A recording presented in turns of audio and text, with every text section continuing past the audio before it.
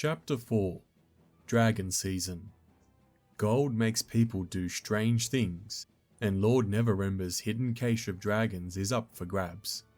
The Stone of Golorr knows where the treasure vault is located, and how to get inside, and much of this chapter focuses on the character's hunt for the artifact. The challenges before them depend on the villain or villains that you selected to oppose them. Whatever the season, a villain's goals are simple. Obtain the stone, find the Vault of Dragons, and claim the treasure within. Setting the stage. In Chapter 3, Lady Gralhund's Nimblewright took the Stone of Golorr and fled with it. The Nimblewright delivers the artifact to a location and leaves it there for the main villain or villains to retrieve. If Xanathar is the villain, the stone is delivered to a mage named Grinda Garloth. She owns an apparatus of Qualish and lives in Mistshore, a seedy neighbourhood built on a dock in the dock ward. If the Cassalanters are the villains, the stone is left in their family crypt in Waterdeep Cemetery, the city of the dead. A halfling necromancer gets to it before the Cassalanters or the characters do. If Jarlaxle is the villain, the stone is delivered to Fenris Stormcastle, a lamplighter in the trades ward. Fenris has a criminal history and is currently in trouble with the law. If Manshoon is the villain, the stone is brought to Thrakus, a dragon-born butcher in the field ward who chops up bodies for the Zentarum. Finding the Nimblewright. If the characters can't pick up the trail after the Nimblewright escapes with the Stone of Golorr, they may turn to the City Watch, the City Guard, or friendly faction for help, which comes forth in 1d4 days. If it occurs to none of the characters, a non-player character suggests that the party visit the House of Inspired Hands to see whether the priests have gone nowhere to find it. Thereafter, armed with Nim's Nimblewright detector, the characters can sweep the city, but by the time they find the Nimblewright, it has already delivered the Stone of Golorr to its intended destination. Caught at last. When it's finally found, the Nimblewright is wearing a stolen cloak and hiding under a pile of uncollected garbage in an alley. Exactly where and when the characters stumble upon it is up to you. With nowhere to go and no purpose, it fights until destroyed. Regardless of where and when the events take place, 6 members of the City Watch veterans arrive as the fight ends. Drawn by the commotion, the Watch couldn't care less about the Nimblewright and believes any plausible stories the characters tell them. As a construct, it has no rights to speak of. The officers are near the end of their shift and eager to move on. They urge the characters to go home and cause no further mischief. Lady Gralhund's map. Lady Gralhund gave her Nimblewright a map showing where to take the Stone of Golorr, but she forgot to tell it to destroy the map once the stone was delivered. Characters who search the Nimblewright's remains find the folded up map, which depicts one of Waterdeep's wards. Written on the map is an X with a name next to it. This map points the characters to where they need to be, setting off a sequence of encounters. The main villain determines which ward the map depicts and what name is written on it. If Xanathar is the villain, Grinda Garloth is written by the X on a map of the dock ward. The X marks the dock neighbourhood of Mistshore, where Grinda lives. If the Cassalanters are the villains, the name Cassalanter is written by the X on a map of the City of the Dead. The X marks the location of the Cassalanters' mausoleum. If Jarlaxle is the villain, Fenris Stormcastle is written by the X on a map of the Trades Ward. Residents of the Trade Ward know Fenris. He's a lamplighter with an alley dwelling. The X marks the alley. If Manshoon is the villain, Thrakus is written by the X on a map of the Field Ward. The X is the location of Thrakus's butcher shop and residence. Obtaining the Stone of Golorr. The Stone of Golorr possesses an intelligent, alien intellect and has enough prescience to realize that the characters are destined to find it. The stone doesn't want to be found too easily though. If the characters obtain the stone earlier than expected, it proves uncooperative and tries to separate itself from the party as quickly as possible, refusing to share any knowledge with the characters in the meantime. The stone tries to take control of anyone who attunes to it, triggering a conflict as described in Chapter 7 of the Dungeon Master's Guide. Conflict. A sentient magic item has a will of its own, shaped by its personality and alignment. If its wielder acts in a manner opposed to the item's alignment or purpose, conflict can arise. When such a conflict occurs, the item makes a charisma check contested by the wielder's charisma check. If the item wins the contest, it makes one or more of the following demands. The item insists on being carried and worn at all times. The item demands that the wielder dispose of anything that the item finds repugnant. The item demands that the wielder pursue the item's goals to the exclusion of all other goals. The item demands to be given to someone else. If the wielder refuses to comply with the item wishes, the item can do any or all of the following. Make it impossible for the wielder to attune to it. Suppress one or more of its activated properties. Attempt to take control of its wielder. If a sentient item attempts to take control of its wielder, the wielder must make a charisma saving throw with a DC equal to 12 plus the item's charisma modifier. On a failed save, the wielder is charmed by the item for 1d12 hours. While charmed, the wielder must try to follow the item's commands. If the wielder takes damage, it can repeat the saving throw, ending the effect on a success. Whether the attempt to control its user succeeds or fails, the item can't use this power again until the next dawn. If the stone fails to take control, it can't try again against the character until the next dawn. If the stone succeeds in taking control of its owner, it orders that the character deliver it to whichever location sets into motion the sequence of encounters as discussed in this chapter. Once the stone divests itself of its current owner, it tries to erase all knowledge of itself from the character's mind. Any player whose character is forced to forget about the stone carries the burden of role-playing that memory loss. You can reward inspiration to that character as a way to acknowledge the player's good role-playing. As Chapter 4 unfolds, you decide when it's time for the characters to have a good chance of securing the Stone of Golorr. Try to keep it out of their hands for as long as possible to maximize the suspense. Once the characters have earned the Stone of Golorr, it no longer tries to take control of them. A character can attune to it and learn the following information. The location of the Vault of Dragons. 3 keys required to unlock the vault's doors.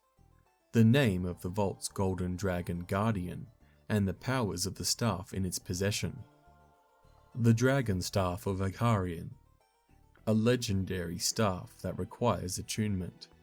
While holding the Dragonstaff of Ahghairon, you have advantage on saving throws against the spells and breath weapons of dragons, as well as the breath weapon of other creatures of the dragon type, such as dragon turtles. A creature of the dragon type you touch with the staff can move through the city of Waterdeep, ignoring Ahghairion's dragon ward. This effect lasts until the creature is touched again by the staff, or until a time you proclaim when you confer the benefit. The staff has 10 charges. While holding it, you can expend 1 charge as an action to cast the command spell. If you target a dragon with this casting, the dragon has disadvantage on its saving throw. The staff regains 1d10 charges daily at dawn. Versatile. This weapon can be used with 1 or 2 hands. The damage value in parentheses appear with the property. The damage when the weapon is used with 2 hands to make a melee attack. Encounter chains. 8 encounters comprise the character's hunt for the Stone of Golorr and the Vault of Dragons. They form a chain, and their order is determined by your choice of villains and season. The diagram here illustrates the order of encounters in each chain. If Xanathar is the villain, for example, the chain begins with Encounter 2, Mistshore, and ends with Encounter 6, Theatre. Don't feel bound by the encounter chain. Let the character's decisions and actions drive the story. You can change the order in which encounters happen, remove encounters you don't need, or create new encounters. You can also modify encounters to suit your taste. If the characters stray, they may find themselves at a loss to what to do next. you have a couple of easy ways to guide them back on track. A friendly faction that has information about the whereabouts of the Stone of Golorr can bring that knowledge to the characters. A treacherous underling of the villain reveals the location of the Stone of Golorr for a price. If the villain gets the stone. If the main villain acquires the Stone of Golorr, it takes the villain 2d6 days to find the Vault of the Dragons and its keys. During that time, the characters have a chance to steal the stone from the villain's lair. If the characters don't steal the stone in time, the villain sends forces into the vault to defeat Oranax and recover the gold, which takes another 2d6 days. Once the gold is recovered, the villain moves forward with the master plan as detailed in the introduction. If the characters are still alive, they could oppose the villain by stealing all the gold from the villain's lair. The Spring Encounter Chain. Springtime, when beholder eye stalks are in bloom. The Stone of Golorr was originally snatched from Xanathar, and the Eye Tyrant wants it back. It sends monsters and minions to do its dirty work. Summary. The stone is delivered to Grinda Garloth, a mage who has worked for Xanathar in the past. When she refused to give up the stone, members of the Xanathar Guild tried to take it by force, as described in Encounter 2, Mistshore. After the characters defeat these attackers, they learn that Grinda told her rat familiar to hide the stone in her family's crypt in the City of the Dead. From this point on, the characters are followed by a gazer, through whose eyes Xanathar can see. If the gazer is killed, Xanathar doesn't send another one to replace it. Lossa McLav, a halfling necromancer, raids the Garaloth Museum and takes the stone shortly before the characters arrive, as described in Encounter 4, Mausoleum. As they emerge from the mausoleum, members of the Xanathar Guild attack them, believing that they have the stone.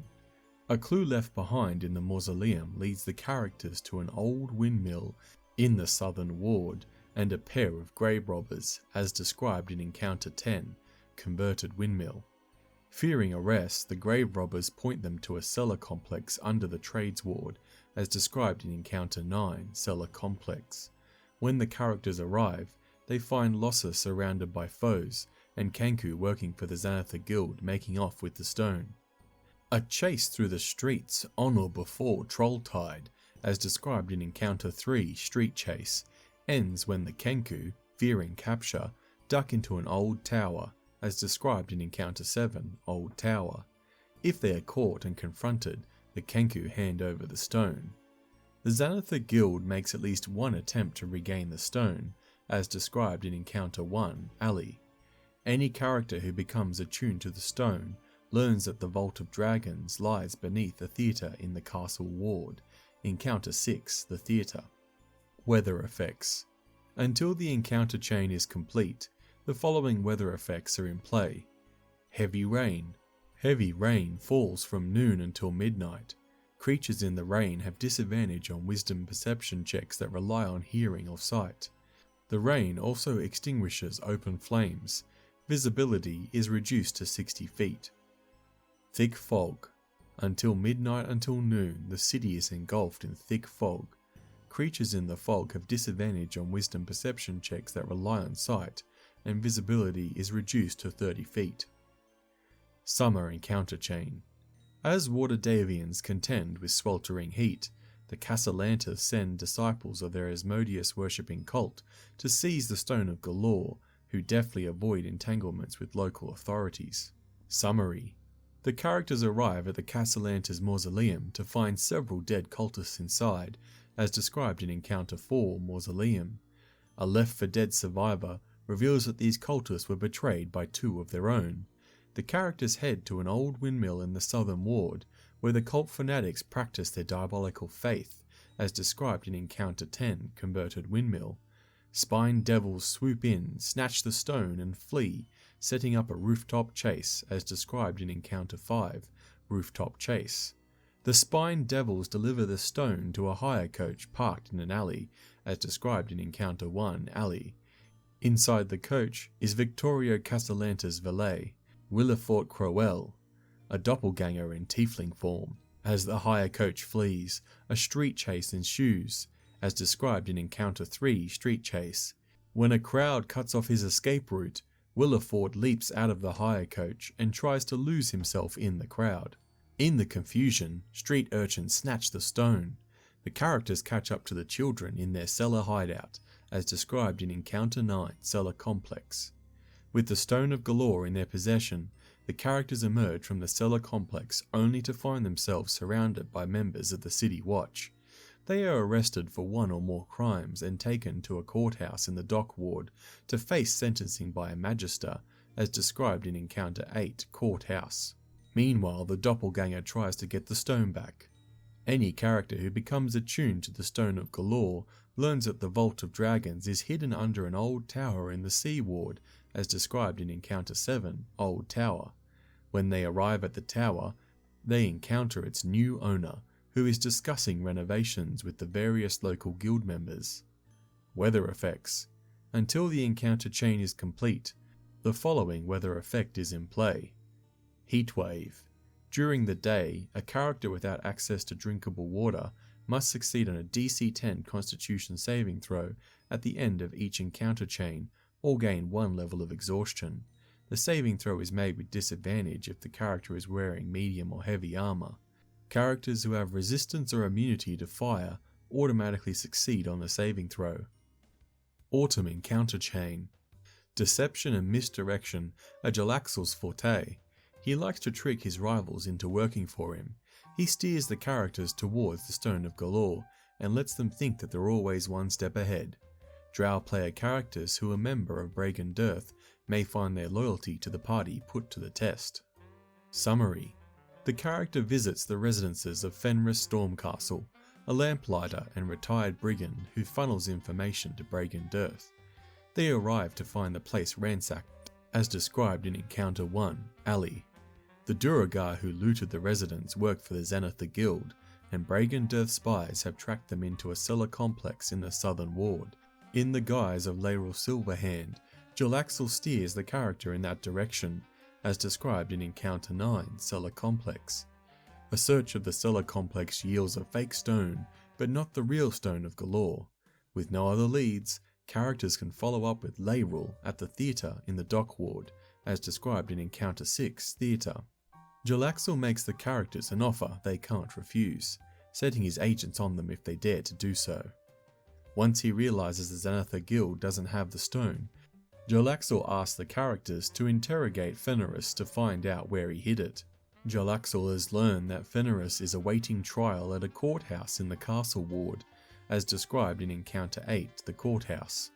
Fenris wants immunity for all his past crimes. The characters are in no position to grant his wish, but they might threaten him, persuade him, or use magic to charm him. If he is compelled to reveal the stone's location, Fenris points the characters to an old tower in the dock ward, as described in Encounter 7 Old Tower. Jarlaxle's lieutenants reach the stone first, and flee across the rooftops in the dock ward to escape the characters, as described in Encounter 5 The Rooftop Chase. They go to ground in Mistshore in Encounter 2 Mistshore. Once the characters wrest the stone away from these drow, they can use it to guide them to a home of a famous painter in the Sea Ward, as described in Encounter 10 Converted Windmill, beneath which is a tunnel that leads to the Vault of Dragons. Weather effect. Until the encounter chain is complete, the following weather effect is in play. Autumn wind. Wind whistling through the streets imposes disadvantage on ranged weapon attack rolls and wisdom perception checks that rely on hearing. The wind also extinguishes open fires smaller than a torch flame. Winter encounter. Now is the winter of Waterdeep's discontent. The Zents who serve Manshoon believe their master to be all-powerful, which has made them reckless. Against a frigid backdrop, they're willing to thumb their noses at local authorities and risk death in pursuit of the Stone of Golorr. Summary. The stone is delivered to Thrakus, a dragonborn butcher in the Field Ward, as described in Encounter 10, The Converted Windmill. Thrakus hides the stone in one of his meat deliveries. The characters follow the delivery cart to an alley in the Trades Ward, where the Zents meet in secret, as described in Encounter 1, Alley. Before the characters can lay hand on the stone, A Zent named Vivette Blackwater grabs it and flees, initiating a chase across icy rooftops, as described in Encounter 5, Rooftop Chase. She hands off the stone to Agorn Foucault, a bard who is attending a play in a nearby theatre, as described in Encounter 6, Theatre, before leading her pursuers on a merry chase through snow-covered streets, as described in Encounter 3, Street Chase. The characters learn that the stone has been taken by hire coach to Mistshore. The characters can catch up to Agorn there in Encounter 2, Mistshore. If he is captured and questioned, Agorn reveals that he made one stop on the way to Mistshore. He dropped off a lady friend, a priest of Bane allied to the Zentarum, and left the stone with her and her acolytes for safekeeping. The characters can find them in an old tower in the castle ward, Encounter 7, Old Tower. Before they leave that place, the characters are confronted by Manshoon's Simulacrum, which arrives by way of teleportation circle to collect the stone. Once the Simulacrum is defeated, the characters can use the stone to learn the entrance of the Vault of Dragons is hidden below a mausoleum in the City of the Dead, as described in Encounter 4, Mausoleum. Weather effects. Until the encounter chain is complete, the following weather effects are in play. Blizzard. Shrieking wind and falling snow impose disadvantage on wisdom perception checks that rely on hearing and sight. Wind also extinguishes open fires smaller than a torch flame. Visibility is reduced to 60 feet. Snow on the ground creates difficult terrain in areas not heavily trod. Extreme cold. A character exposed to the cold must succeed on a DC 10 Constitution saving throw at the end of each encounter in the chain, or gain 1 level of exhaustion.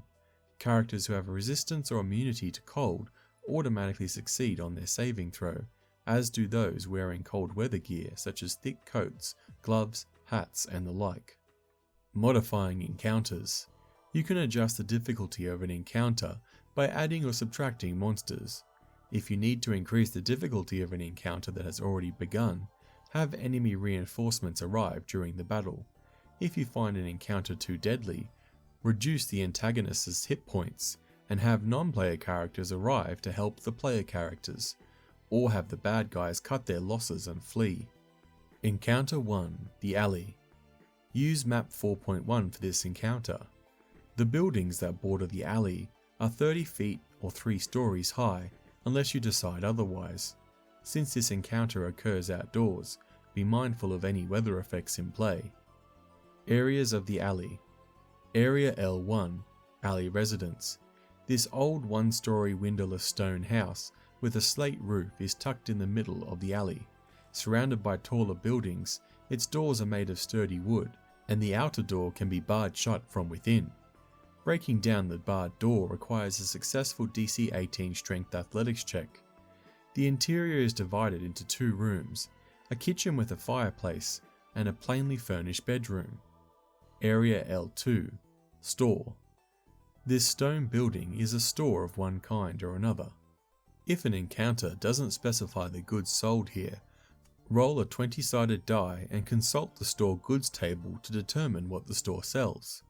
It could sell art, books, candles, cartwheels, costumes, dolls, fresh meat, furniture, games, glass, hats, hunting traps, locks and keys, musical instruments, pets, pots, rations, rugs, umbrellas, or wine. A small room serves as a cloakroom where visitors can hang their heavier outer garments. Past the cloakroom is the store proper, with wares on display. The room to the north is a storeroom or workshop. The store owner, a commoner, has keys to all doors. Alley Spring. When this encounter begins, either the characters have the Stone of Golorr in their clutches, in which case they're jumped as they move through an alley near the tower, or it was taken from them by Xanathar's gazer spies, in which case they catch up with the gazers in the alley before the creature can descend into the sewers. Bear traps. Choose 5 squares on the map. These squares contain deep puddles of muddy water. Hidden within each puddle is a spring-loaded bear trap. A creature that has a passive perception score of 13 or higher spots the trap before accidentally stepping on it. Any creature that steps onto the trap square must make a DC 10 dexterity saving throw. On a failed save, the creature takes 3 or 1d6 slashing damage as the trap snaps shut around its ankle, and the creature is restrained until the trap is removed. As an action, the creature can try to pry open the trap, doing so with a successful DC 12 Strength Athletics check. Ambushes. The character can enter the alley followed by 8 kobolds disguised as children wearing troll masks. A bugbear named Morga and an intellect devourer hide in the doorway halfway down the alley and can be spotted with a successful DC 16 Wisdom Perception check. When the characters reach Morga's hiding spot, the bugbear and kobolds attack. The intellect devourer stays hidden and tries to take control of a character. Given the chance, Morga tries to shove a character into the nearest trap. If these creatures obtain the stone, they bring it to Xanathar in his lair as described in Chapter 5. Next encounter. If the character becomes attuned to the Stone of Golorr, it reveals the location of the Vault of Dragons, beneath the theatre in the castle ward, called the Pink Flumph, and the 3 keys that are needed to enter it. When the characters are ready to visit the location, proceed with Encounter 6, Theatre. Alley Summer. The characters begin the encounter on the rooftops, overlooking the alley. If any characters went to ground during the rooftop chase, start them at one end of the alley instead. Hire Coach. Parked in the middle of the alley is a hire coach pulled by 2 draft horses. The driver, Haru Hamatori, a lawful good male Kozakuran human commoner, wears a feathered cap and matching outfit. Lord Cassalanter's doppelganger valet, in the disguise of an elderly tiefling named Willifort Crowell, sits in the passenger cab, which grants half cover. Standing next to the hire coach is a bearded devil disguised as a cloak-human bodyguard, wearing a wide-brimmed hat, and perched on the coach are 3 invisible imps. Any spine devils that survived the previous encounter are also present, having just delivered the Stone of Golorr to Willifort. When he sees the characters, Willifort orders the imps and the spine devils to attack. The bearded devil stays close to Willifort and engages any characters who try to reach the hire coach. The hire coach has AC 14, 45 hit points, and immunity to poison and psychic damage. If there's any chance that the characters might obtain the Stone of Golorr, as the encounter progresses, Willifort orders the driver to move the hire coach out of the alley as quickly as possible. If the driver is incapacitated or killed, the bearded devil climbs into the driver's seat on the back of the coach and steers the vehicle. If the bearded devil is unable to replace the driver, the doppelganger takes the reins. Willifort flees on foot if the hire coach is destroyed or its horses are unable to move. Next encounter. If Willifort escapes and the characters pursue him, proceed with Encounter 3, the street chase. Alley Autumn. The characters' quest for the Stone of Golorr leads them to Fenris Stormcastle, a lamplighter who rents a small house in the Trades Ward, Area L1. Apple Cart. The characters enter the alley from either end, determine their marching order, and then read the following text once they reach the alley's midpoint. A cart laden with apples comes careening towards you from the opposite direction, rolling downhill. Riding the cart is a tiefling, a boy with an eye patch screaming at the top of his lungs. "Look out!" he shouts. A character in the path of the apple cart must succeed on a DC 10 dexterity saving throw, or be struck for 5 or 2d4 bludgeoning damage and knocked prone. A character can forego the dexterity saving throw to try to stop the cart bodily, doing so with a successful DC 15 strength saving throw. On a failed save, the character is struck by the cart and falls prone as it continues to roll. After ploughing through the party, the cart flips on its side, sending apples tumbling down the alley. The boy tiefling is thrown from the cart, but not seriously hurt. The boy is one of 3 street urchins who teamed up to steal the apple cart away from a nearby street corner. The other 2 children lost control of the cart at the crest of the alley before they could hop on. They catch up to their friend after the crash to make sure he's alright, then apologise profusely for anyone who was hurt. The urchins, harmless troublemakers, are detailed in the sidebar, the 3 urchins. The 3 urchins. 3 street urchins, described here, appear in several of this chapter's scenes. Nat is a lanky 10-year-old deaf Alaskan girl with a wooden toy sword. She is the leader of the group and communicates using sign language that she invented and taught her friends. Jenks is a portly 9-year-old Turami boy with a cloak and a toy wand and a stuffed owlbear familiar. He is shy around strangers but brave when it comes to helping his friends.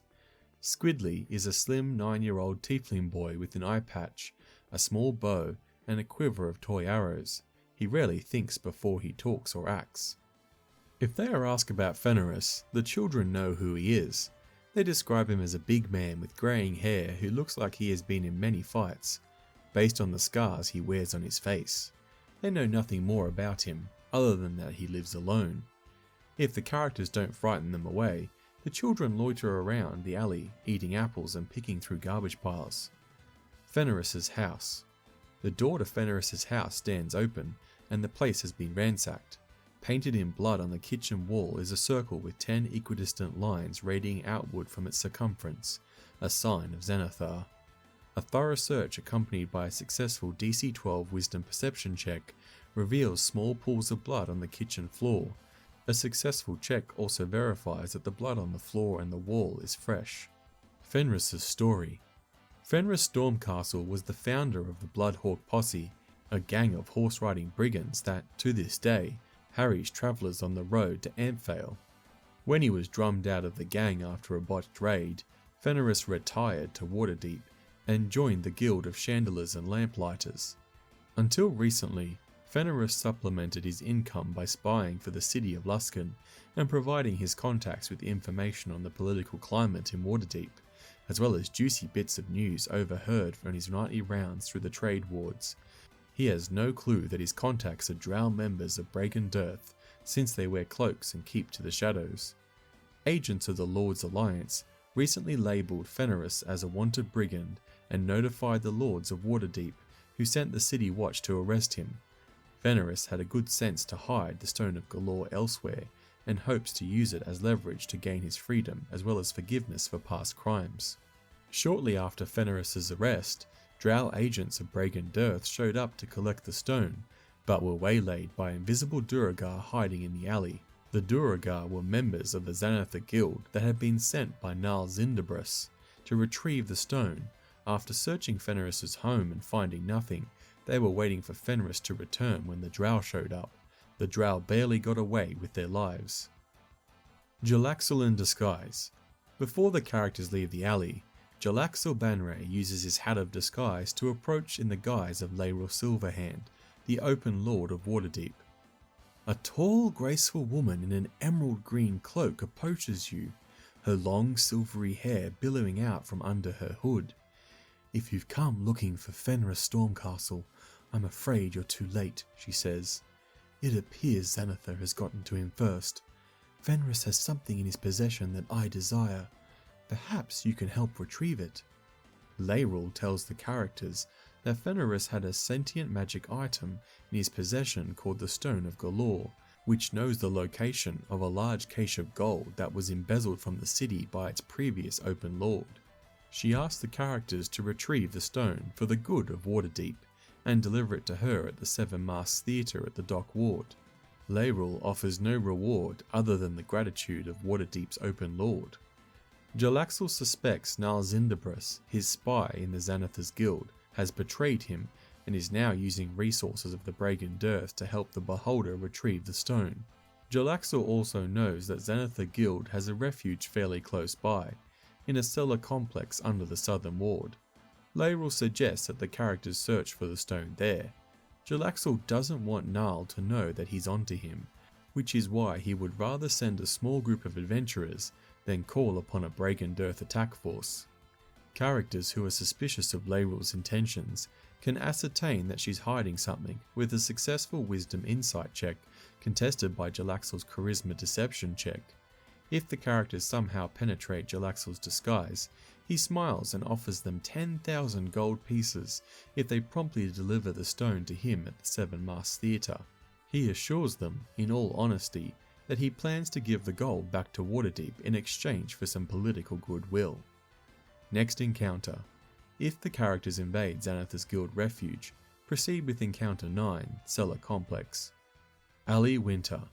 The characters' search for the Stone of Golorr leads them to a snow-covered alley in the Trade Ward that contains a windowless Zhentarim safehouse, Area L1, and a meat shop called Cuddles Meat Pies, Area L2. The characters approach from either end of the alley. Hoofprints and wheel ruts in the snow testify that Justin Rassick's delivery cart passed through the alley recently after a brief stop outside the meat shop. A character who inspects the tracks and succeeds on a DC 10 Wisdom Survival check can tell that the deliverer visited both the shop and the alley residence. Before the characters can investigate further, they are assaulted by members of the Xanathar Guild. Bugbears attack. At the end of the dead-end side of the alley on the south area of L1 and L2 is an iron grate that covers an opening to the sewer under the north ward. 5 bugbears have quietly climbed through the grate and concealed themselves in the side alley. They pour out and attack the characters, hoping to gain a surprise in the blizzard. Characters who have a passive perception score of 16 or higher aren't surprised. The bugbears were sent by Xanathar to retrieve a prisoner being held in the Zent safe house, but they're too bloodthirsty to pass up the chance to murder a band of adventurers standing in their way. The wind and the snow render the city watch oblivious to the danger. Cuddles Meat Pies. Characters who speak to the proprietor of the meat shop, a portly middle-aged woman named Sora Cuddle, a lawful good female Eluskan human commoner, learn that she received an unexpected delivery from Justin Rask of the Guild Butchers. Given that fresh meat is in short supply in winter, Sora could hardly turn it down. If the characters see fit to tell her that the meat came from chopped up humanoids, Sora falls ill. She has no knowledge of Thrakis' nasty handiwork and promises to bring the matter to the attention of the Guild of Butchers and the local magister. Until then, she won't use any of Thrakis' meat to make her famous meat pies. Sora is suspicious of her 2 neighbours in Area L1. They come and go at strange hours, sometimes returning from a night's sojourn with blood on their leather armour. If the characters do Sora the courtesy of warning her about the meat, she happily shares her concerns about her naughty neighbours, along with descriptions of them. One is a pale gaunt woman in her 20s with dark stringy hair. The other is a much older dark-skinned man with a bald head, half a missing ear, and a short white beard. Zentarim's Safe House. This windowless house is occupied by 2 Zents loyal to Manshoon, the same individuals that Sora describes. Their names are Ahghairon Windriver, a lawful evil female Eluskan human spy, and Zorbog Jarkoth, a neutral evil male Turami human thug. When the characters first enter the alley, Ahghairon is in the front doorway of the house, handing the Stone of Golorr to a high-ranking Zent named Vivette Blackwater, a chaotic evil female Tytherian human swashbuckler. Zorbog is stoking a fire in the fireplace while quietly observing the transaction. With stone in hand, Vivette scrambles up the rooftops, leaving Ahghairon and Zorbog to deal with the survivors of the conflict between the characters and the bugbears. Swashbuckler. Swashbucklers are charming ne'er-do-wells who live by their own codes of honour. They crave notoriety, often indulge in romantic trysts, and eke out livings as pirates and corsairs, rarely staying in one place for too long. Gagged and tied to a chair at the back room of the house is a known member of the Xanathar Guild, a shield dwarf who wears a leather skull cap stitched with fake beholder eye stalks. The dwarf, Ott Steeltoes, was captured buying fish food in the dock ward market. After the Zents interrogated Ott, it became clear to them that Xanathar would want him back. He is being held until a ransom is paid, but Xanathar has learned where he's being kept. Any bugbears that survived the initial attack try to rescue Ott, while Ahghairon and Zorbog do their best to fight them off. If Ott is set free, he runs back to the waiting eye stalks of his insane beholder master.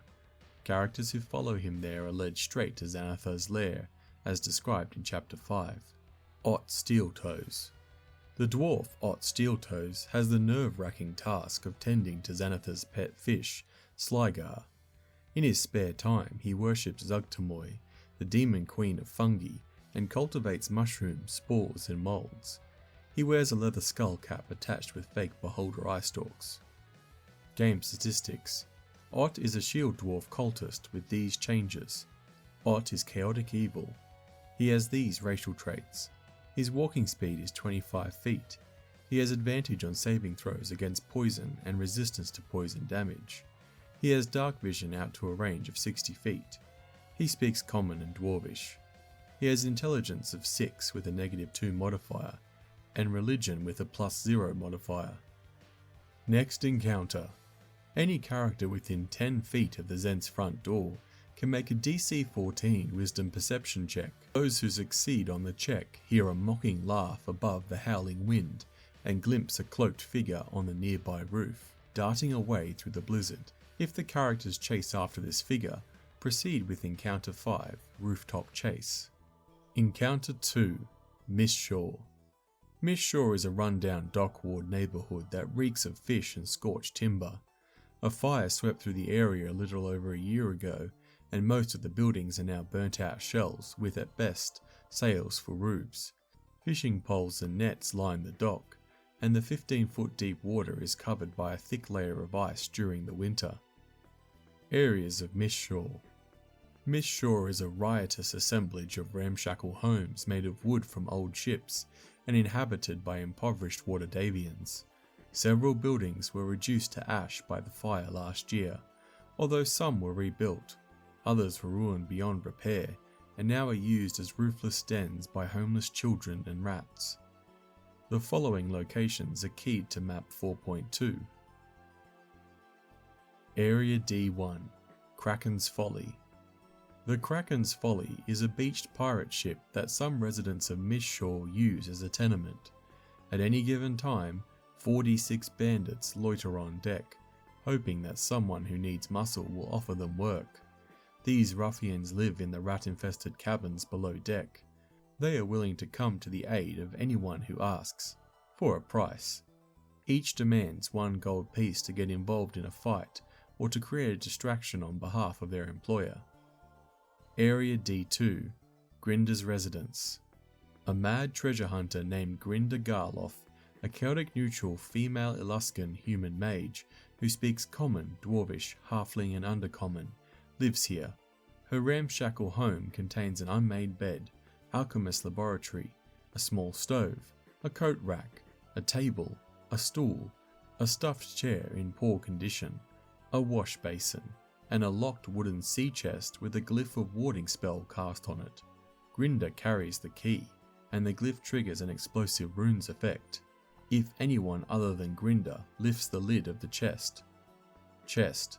Grinda's chest contains a heavy iron key that locks and unlocks the Garloth family museum in the City of the Dead, as described in the Mistshore Spring. Area D3, Grinda's Apparatus. Grinda Garloth keeps her apparatus of Qualish here when she's not using the vehicle to hunt for treasure in the Waterdeep harbour. When the apparatus is here, it floats in an enclosed dock. Underwater metal doors leading out to the harbour are kept shut by an iron bar across the inside. The apparatus can lift the iron bar automatically. A creature inside the bay can lift it with a successful DC 20 Strength Athletics check. Borrowing the apparatus. Grinda allows the characters to borrow her apparatus of Qualish on the condition that they first use the device to search the bottom of Deepwater Harbour for treasure and give her half of whatever they find. To meet the mage's demand, the characters must spend a day searching the harbour. At the end of the day, the pilot makes an intelligence investigation check. Multiply the total of the check by 10 to determine the gold piece value of any treasure found. Grinda sells the bounty and gives half to the characters. As the characters search the harbour for treasure, roll any die. If an even number is rolled, an awakened shark named Bladderos attacks them. Grinda has had several close encounters with the shark recently, but fails to mention this to the characters for fear of scaring them off. Obliterus is a giant shark with these changes. The shark's alignment is chaotic evil. Its intelligence score is 10 with a +0 modifier, and it can speak and understand Aquan. Mistshore Spring. Xanathar has sent forces to collect the Stone of Golorr from Grinda Garloth, known up and down as the Wolf's eccentric wizard who owns a submersible contraption which he uses to hunt for treasure on the bottom of Deepwater Harbour. The characters have no trouble getting directions to her Mistshore residence in Area D2. When the characters arrive at her home, Grinda has holed up inside, having barricaded the doors with furniture. Trying to break down the doors are 4 members of the Xanathar Guild, chaotic evil male human bandits, under the command of a dwarf enforcer named Noska Ur'gray. A Merrow, also under Noska's command, swims beneath the dock. It surfaces to attack when the characters arrive. Noska Ur'gray. Noska is a ruthless enforcer in the Xanathar's Guild. A green slime in Undermountain dissolved his left hand and forearm, and the lost appendage has been replaced with a heavy crossbow that attaches to the stump. Game statistics. Noska Ur'gray is a shield dwarf thug with these changes. Noska is neutral evil. He has these racial traits. His walking speed is 25 feet. He has advantage on saving throws against poison and resistance to poison damage. He has dark vision out to a range of 60 feet. He speaks Common and Dwarvish. He has disadvantage on strength checks made to climb due to his disability. If the characters come to Grinda's defense, Noska orders his thugs to attack them while he takes pot shots at characters with his crossbow. 2 rounds later, 8 more bandits leap down from the Kraken's Folly in Area D1 and join the fray. These hooligans were paid 1 gold piece each to watch Noska's back. The characters can turn them against Noska by offering a larger bribe, at least 5 gold pieces each. If the characters turn the hooligans against Noska, or reduce the dwarf to half his hit points or fewer, Noska flees. Any remaining Xanathar Guild members cover his escape. Grinda emerges from her residence to thank the characters once the fight has concluded. Where's the stone? Grinda admits that she has done business with Xanathar's Guild in the past. Her orders were to protect the stone until Noska arrived to claim it, but she changed her mind and decided to keep the stone for herself. Now she realizes her decision was a mistake. Grinda tells the characters that she gave the stone to a rat familiar and told the characters to stash it in her family's mausoleum in the City of the Dead. The mage gives the characters directions to the site and a key to the mausoleum. They won't need the key since the mausoleum is open when they arrive. Spy in the sky. As the characters leave Mistshore, a gazer begins to follow them, staying at least 60 feet away. Xanathar uses it to spy on characters. Characters who have a passive perception score of 15 or higher can spot the gazer shortly after the party enters the City of the Dead. The gazer defends itself if attacked. Next encounter.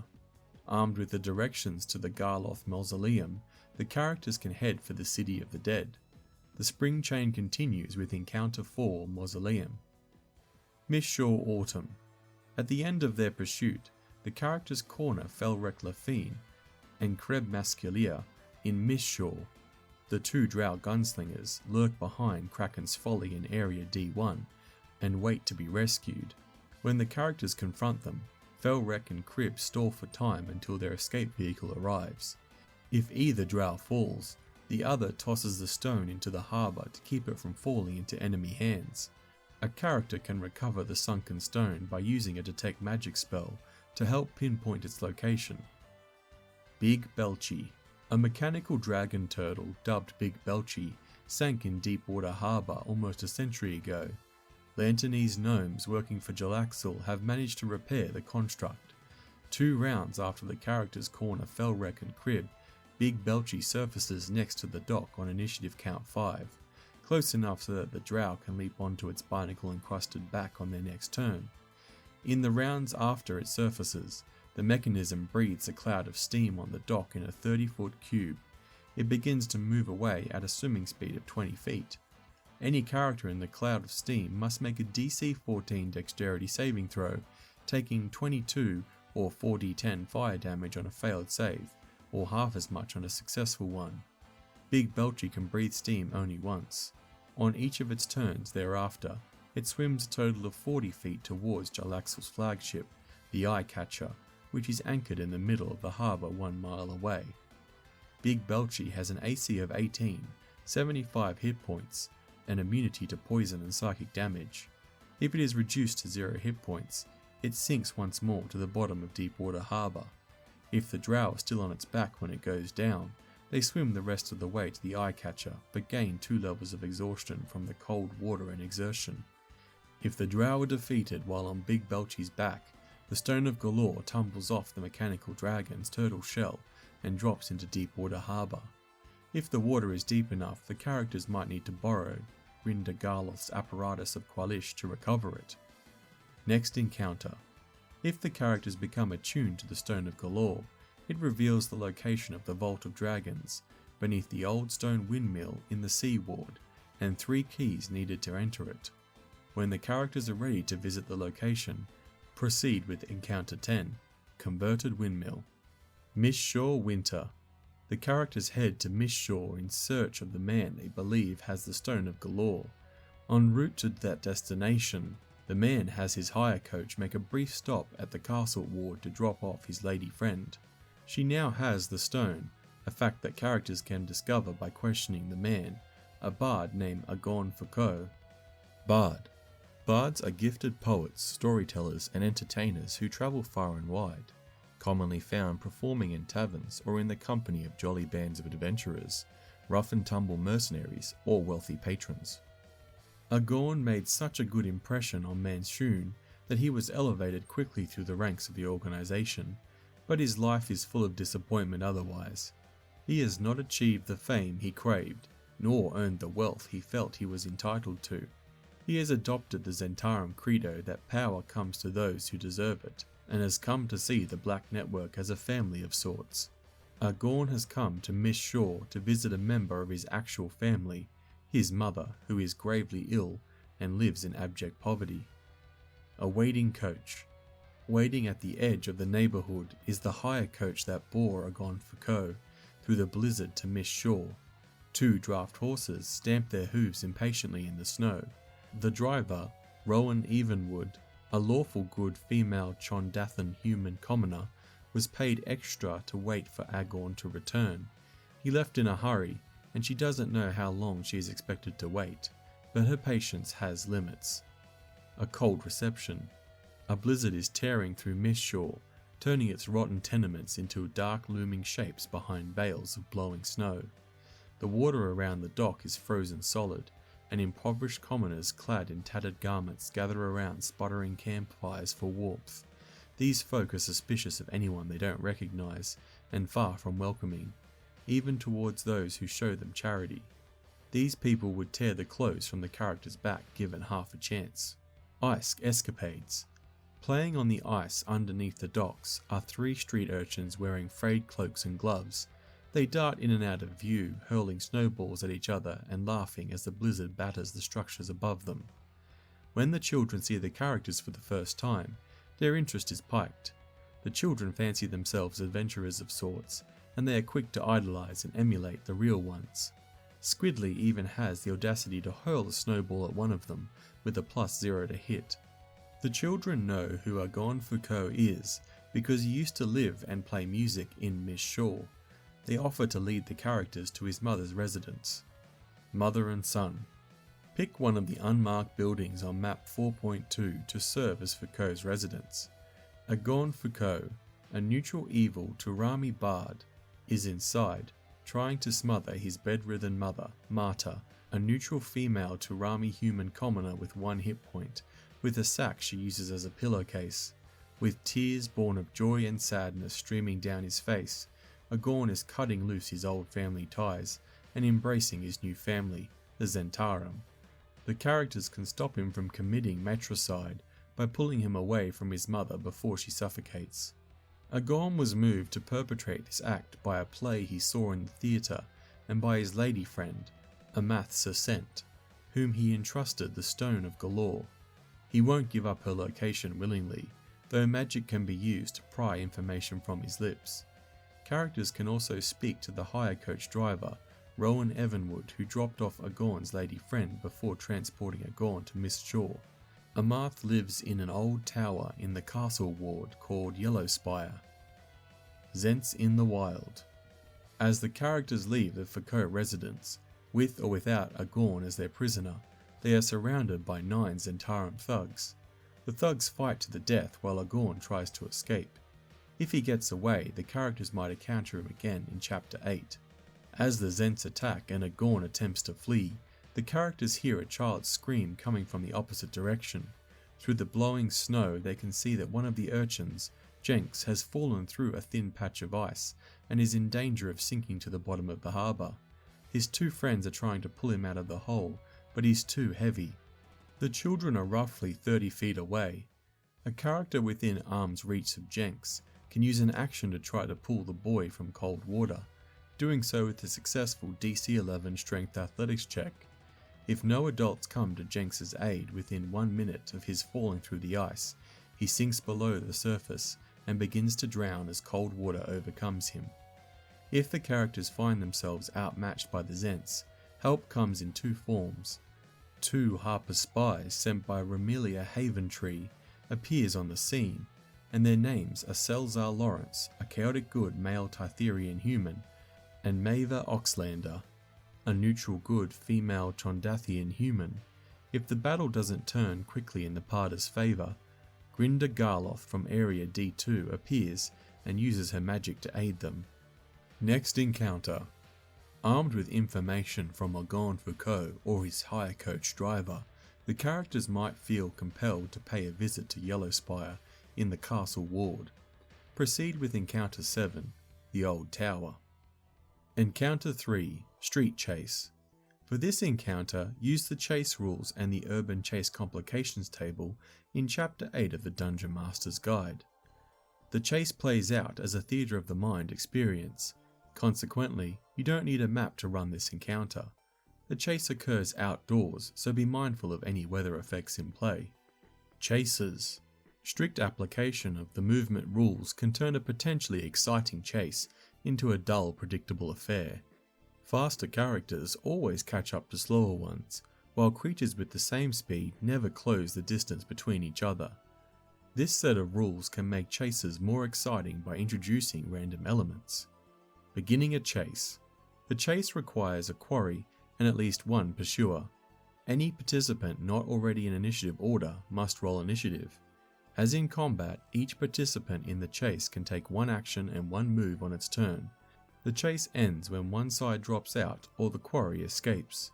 When the chase begins, determine the starting distance between the quarry and the pursuers. Track the distance between them and designate the pursuers closest to the quarry as the lead. The lead pursuer might change from round to round. Running the chase. Participants in the chase are strongly motivated to use the dash action every round. Pursuers who stop to cast spells and make attacks run the risk of losing their quarry, and a quarry that does so is likely to be caught. Dashing.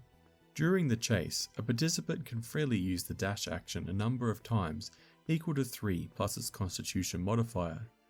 Each additional dash action it takes during the chase requires the creature to succeed on a DC 10 Constitution check at the end of its turn or gain 1 level of exhaustion.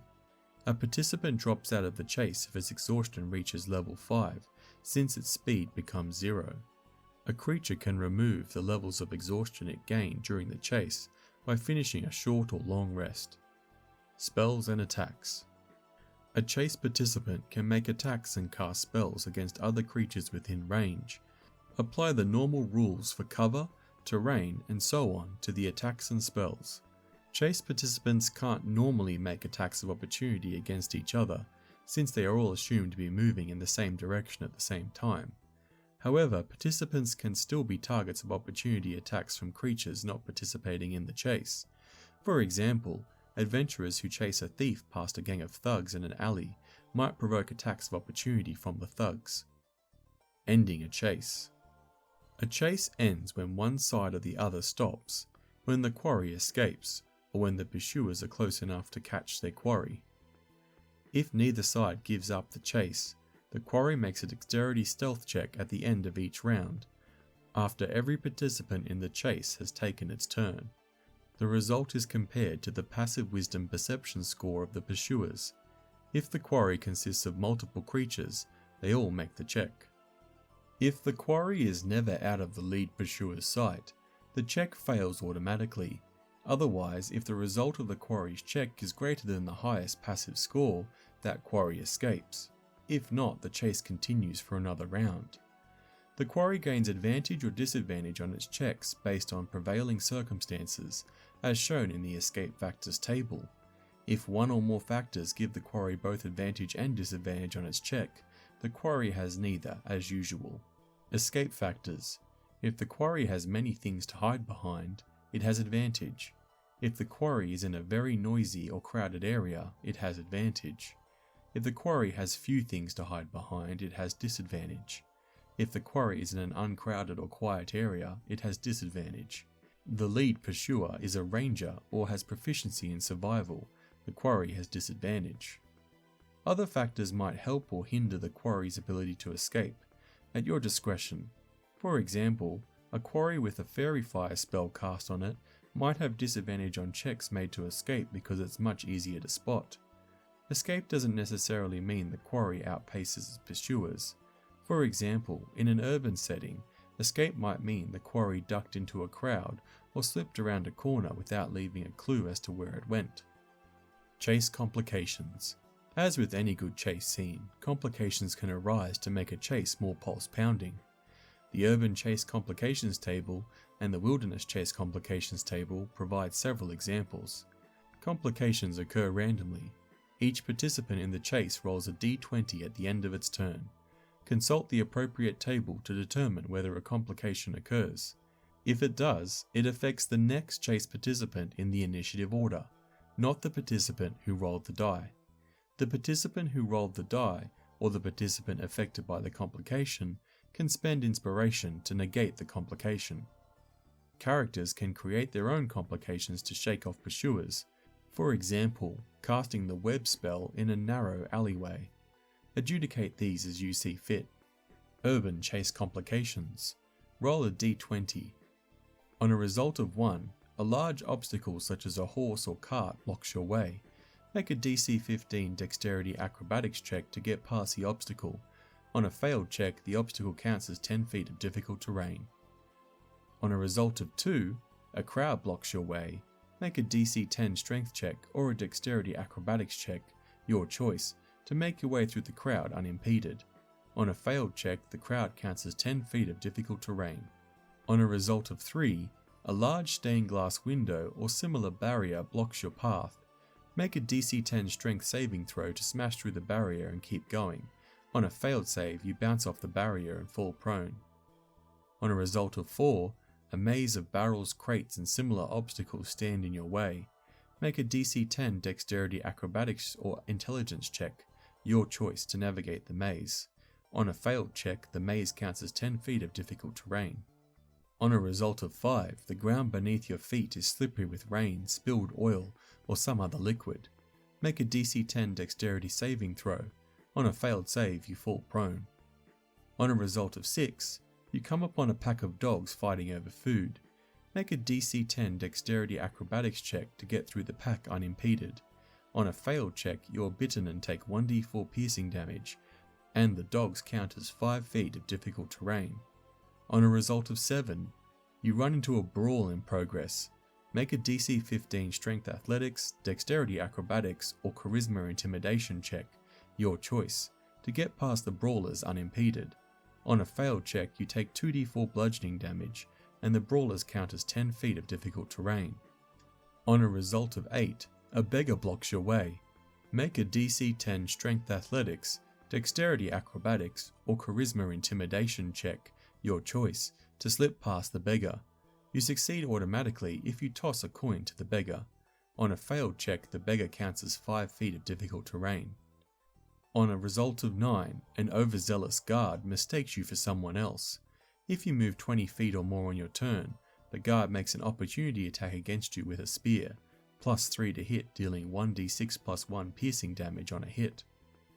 On a result of 10, you are forced to make a sharp turn to avoid colliding with something impassable. Make a DC 10 Dexterity saving throw to navigate the turn. On a failed save, you collide with something hard and take 1d4 bludgeoning damage. On a result of 11 to 20, there is no complication. Wilderness Chase Complications. Roll a d20 and see what the result is. On a 1, your path takes you through a rough patch of brush. make a DC 10 Strength Athletics or Dexterity Acrobatics check of your choice to get past the brush. On a failed check, the brush counts as 5 feet of difficult terrain. On a result of 2, uneven ground threatens to slow your progress. Make a DC 10 Dexterity Acrobatics check to navigate the area. On a failed check, the ground counts as 10 feet of difficult terrain. On a result of 3, you run through a swarm of insects. The swarm makes an opportunity attack against you, with +3 to hit, dealing 44 piercing damage on a hit. On a result of 4, a stream, ravine, or rock bed blocks your path. Make a DC 10 Strength Athletics or Dexterity Acrobatics check, your choice, to cross the impediment. On a failed check, the impediment counts as 10 feet of difficult terrain. On a result of 5, make a DC 10 Constitution saving throw. On a failed save, you are blinded by blowing sand, dirt, ash, snow, or pollen until the end of your turn. While blinded in this way, your speed is halved. On a result of 6, a sudden drop catches you by surprise. Make a DC 10 Dexterity saving throw to navigate the impediment. On a failed save, you fall 1d4 times 5 feet, taking 1d6 bludgeoning damage per 10 feet fallen as normal, and land prone. On a result of 7, you blunder into a hunter's snare. Make a DC 15 Dexterity saving throw to avoid it. On a failed save, you are caught in the net and restrained. A creature can use its action to make a DC 10 Strength check, freeing itself or another creature from within its reach on a success. Dealing 5 slashing damage to the net of an AC of 10 also frees the creature without harming it, ending the effect and destroying the net. On a result of 8, you are caught in a stampede of spooked animals. Make a DC 10 Dexterity saving throw. On a failed save, you are knocked about and take 1d4 bludgeoning damage and 1d4 piercing damage. On a result of 9, your path takes you near a patch of razor vine. Make a DC 15 Dexterity saving throw, or use 10 feet of your movement, your choice, to avoid the razor vine. On a failed save, you take 1d10 slashing damage. On a result of 10, a creature indigenous to the area chases after you. The Dungeon Master chooses a creature appropriate for the terrain. On a result of 11 to 20, there is no complication. Designing your own chase tables. The tables presented here don't work for all possible environments.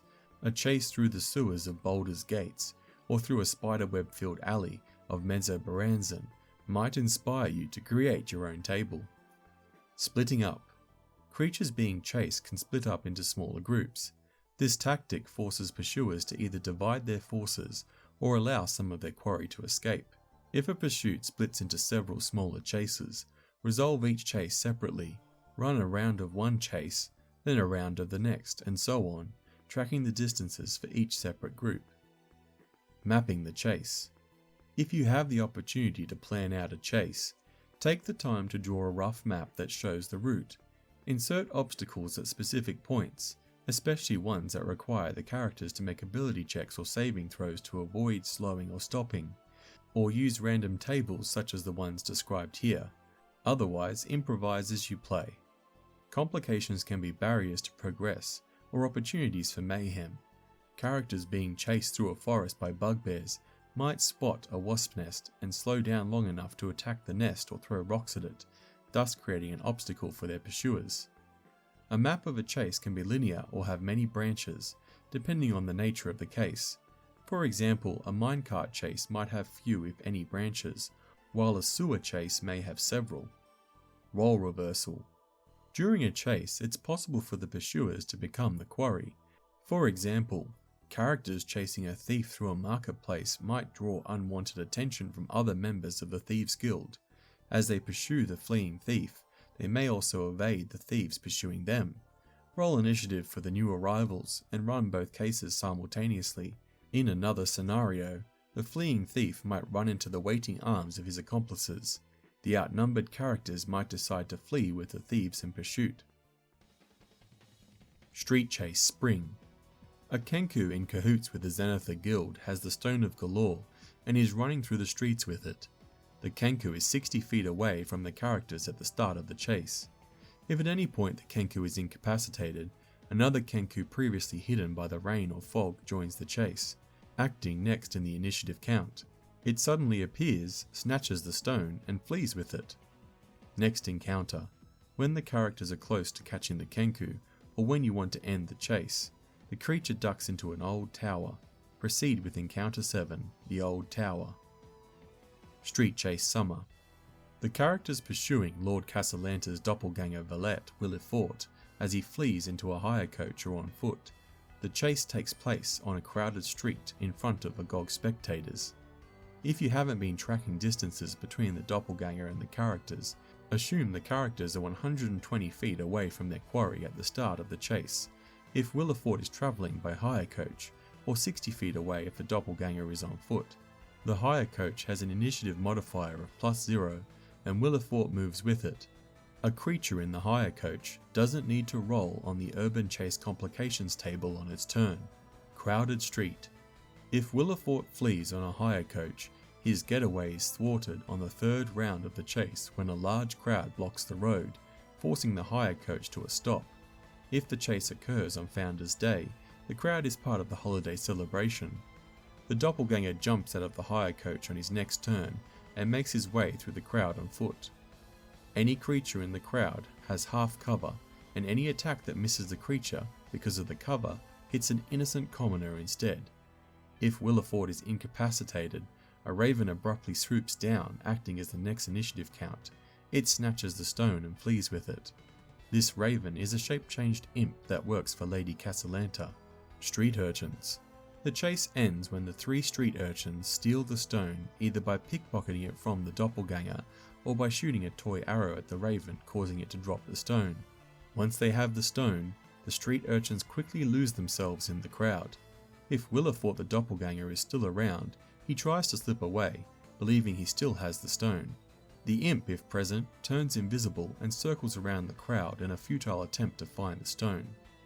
The characters can use an action to search the crowd by making a DC 17 Wisdom Perception check. On a successful check, the characters spot an iron gate in the street that wasn't closed properly. Lifting it reveals an iron ladder that descends 10 feet to an underground sewer tunnel. Characters who lower themselves into the tunnel can hear the sound of splashing water and children's voices in the distance, and might decide to follow them. The children are holding hands in the dark and being guided by Squiddly, who has dark vision. Next encounter. If the characters follow the street urchins into the sewer, proceed with encounter 9, the Cellar Complex. Street Chase Winter. After leaving the theatre, the characters resume their pursuit of the elusive Zen spy, Vivette Blackwater, a chaotic evil female Tytherian human swashbuckler. She leads them on a merry chase through the snowy streets until she's finally caught, or until the characters give up the chase. She starts 30 feet away from the characters. If forced to make an ability check or saving throw because of a chase complication, she has advantage on the roll. Also, she can use the dash action during the chase without having to make a constitution check to avoid exhaustion. Where's the stone? If caught, Vivette surrenders. She is counting on the law to protect her from serious harm, and she knows she's done nothing to warrant arrest. Vivette no longer has the Stone of Golorr. After parting with it back in the theatre, she doesn't willingly divulge who has the stone, though a character can pry information from her using Charm Person or similar magic. If the characters return to the theatre, Ramalia Haventree waves them over and tells them that she saw 2 people exit the theatre shortly after they did, and then depart together in a hire coach shortly thereafter. One of them is a bard named Agorn Foucault, and the other a woman unknown to Lady Haventree. Both Ramalia and Vivette know that Agorn spends time around the dangerous dockside neighbourhood of Mistshore. Next encounter. Proceed with encounter 2, Mistshore. Encounter 4, Mausoleum. The City of the Dead is a public park dotted with mausoleums. The place is closed at night, with 2 city guard soldiers, guards, stationed at each entry gate. A character can slip over a wall undetected with a successful DC 15 dexterity stealth check. At dusk, hundreds of drift globes make their way from the inhabited part of the city and congregate in the City of the Dead. They spend the night there, then disperse and return to the waking city at dawn, for reasons no one knows. Sir Ambrose Everdorn, a lawful good male human Tytherian knight, an aging servant of Kelemvor, god of the dead, patrols the cemetery from sunset to sunrise, chasing off grave robbers and making sure the dead stay buried. Characters who creep around the cemetery in the dark have a 30% chance of running into him. If that happens, he escorts them out and alerts the city guard if they refuse to leave. Areas of the Mausoleum. Rooms in the Mausoleum have 8-foot high ceilings with 6-foot high passages and doorways connecting them. The following locations are keyed into the map 4.3. Area M1, the ground level. Unless an encounter says otherwise, the stone double doors to the Mausoleum is locked. The lock can be picked by a character who makes a successful DC 15 dexterity check using thieves' tools, or the door can be forced open with a successful DC 25 strength athletics check. Inside, a family emblem is emblazoned on the floor between 4 ostentatious marble coffins. The coffins, engraved with the names of those interred within, contain nothing but dust and bones. Area M2, the underground crypts. Empty sconces adorn the walls. Cobwebs and dust indicate that no one has attended to this place in a long time. Stone coffins in alcoves contain dust and bones. Mausoleum Spring. This encounter begins when the characters come to the Garloth Mausoleum, seeking the Stone of Golorr. The double doors to the mausoleum is open when they arrive. Earlier, Grinda Garloth's rat familiar arrived to find the mausoleum open and grave robbers inside. They killed the rat, took the stone, and fled along with the skeletal remains of Grinda's ancestors. Characters who search the plundered crypts find neither the rat nor the stone, but they do find a clue left behind by one of the grave robbers as described in the crypt clue ahead. As the characters make their way out, Xanathar guild members attack them in an attempt to retrieve the stone. Crypt clue. Characters who search the underground crypts can find a shiny steel key lying in the dust on the floor. One of the grave robbers dropped it while looting the crypts. The characters can take the key to the Metal House of Wonders, the guild hall of the Splendid Order of Armourers, Locksmiths and Finesmiths in the Dock Ward, or to any local locksmith. In either place, someone can identify the key as the handiwork of a dwarf locksmith in the Trades Ward named Elisbra Ulma. Characters who visit Elisbra's shop can learn from her that she made the key for a client who bought one of her excellent locks. She even installed the locks for him. Elisbra won't easily divulge the name of the client or his place of residence. She has great respect for the Harpers, however. A character who belongs to the faction and produces a Harper pin to prove it can pry the information from her with a successful DC 13 Charisma Persuasion check. A character pretending to be a Harper can fool her with a successful DC 16 Charisma Deception check. Otherwise, the characters must either compel Espara to release the information using magic, or they must sneak a peek at her records, which she keeps in an iron safe that can be opened with a knock spell or similar magic. To pick the combination lock on the safe, a character must succeed on 3 DC 20 Dexterity Investigation checks in a row. Each attempt made to pick the lock requires an action. From Elisbra or her records, the characters learn that she sold the key to a man named Volokar Kibbins, whose address is in an old windmill in the southern ward. The key unlocks the door to his apartment, which he shares with another man named Ulaster Garn. Xanathar Guild ambush. As the characters leave the mausoleum, they are jumped by 4 Duergar, members of the Xanathar Guild, who have slipped past the cemetery guards using their invisibility. The leader, Gorath, accosts the characters in Dwarvish, demanding the Stone of Golorr, and refusing to believe that they don't have it. If the stone isn't turned over to them promptly, the Duergar enlarge themselves and attack.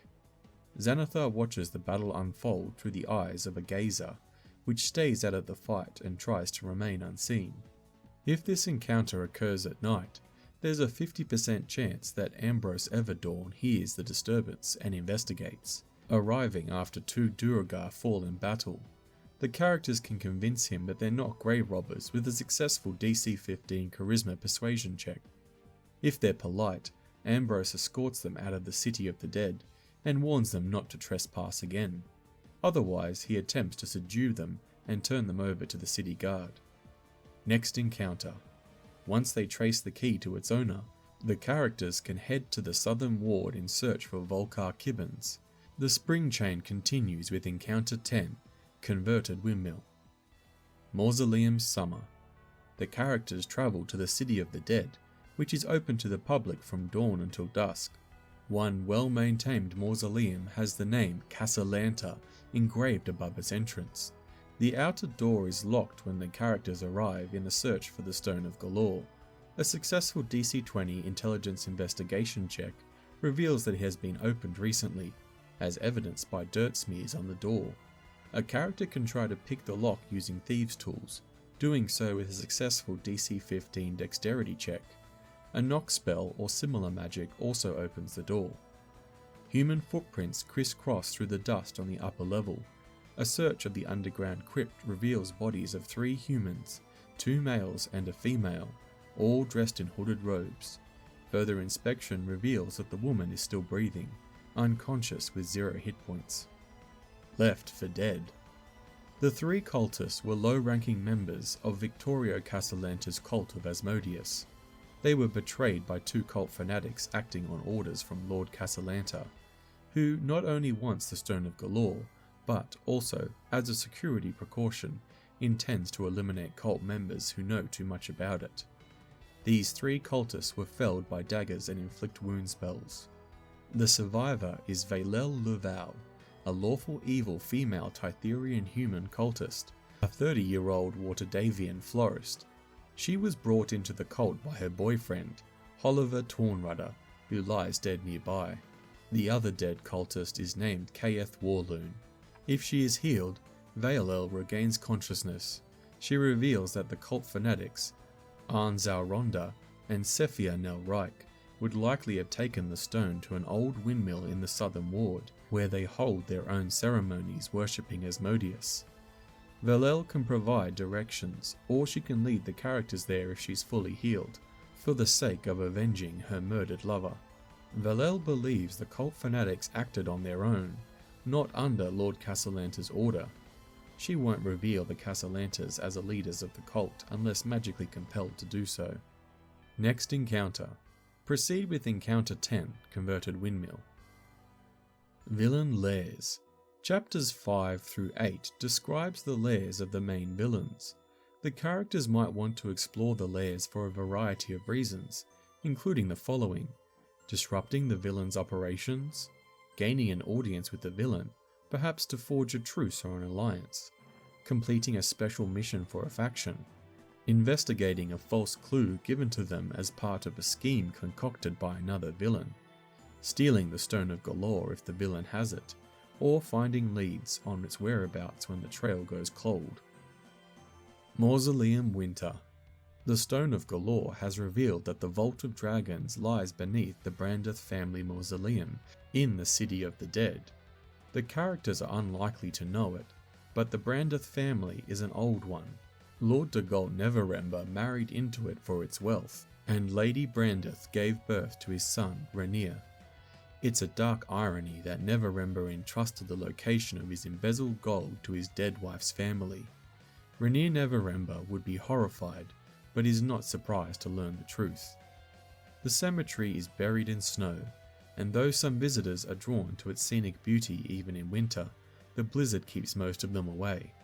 The crumbling mausoleum is sealed tight, with the name Brandeth etched above its entrance. Large elms and birch trees grow around the structure, sheltering it as best they can with their leafless boughs. Guardian Treant. The largest tree growing in the front of the entrance is a treant.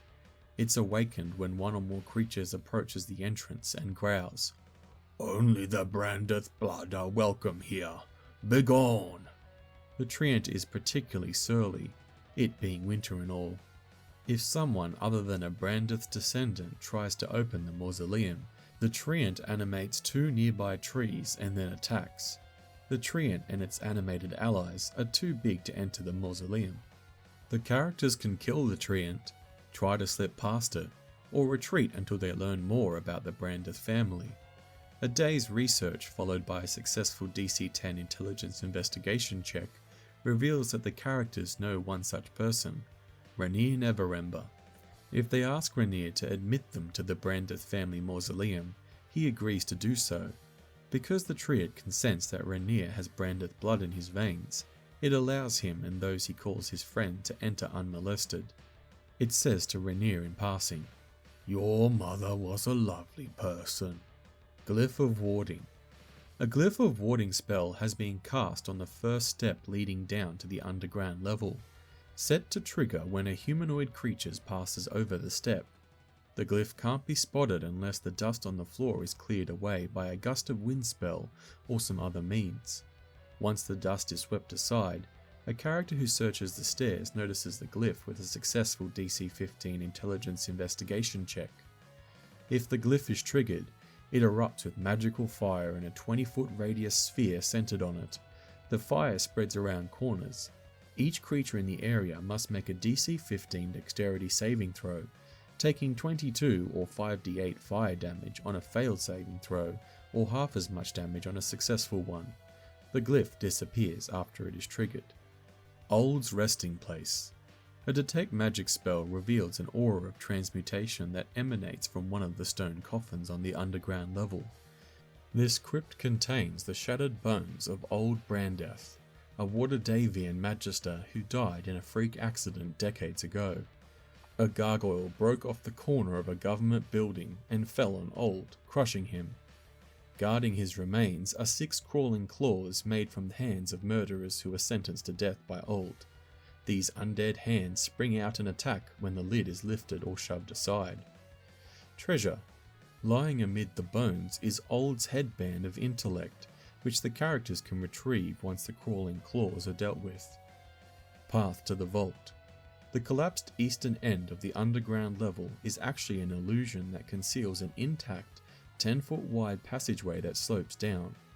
The characters can walk right through the illusion, which has no substance, and a Dispel magic spell destroys it. The tunnel wends downwards for several hundred feet, gradually widening to 20 feet where it ends at the doors of the Vault of Dragons. Encounter 5. Rooftop Chase. This encounter uses the chase rules in Chapter 8 of the Dungeon Master's Guide. It also uses the Rooftop Chase complications table, which applies only to creatures moving across rooftops on foot. Flying creatures needn't roll on the table. Rooftop Chase complications. Roll a d20.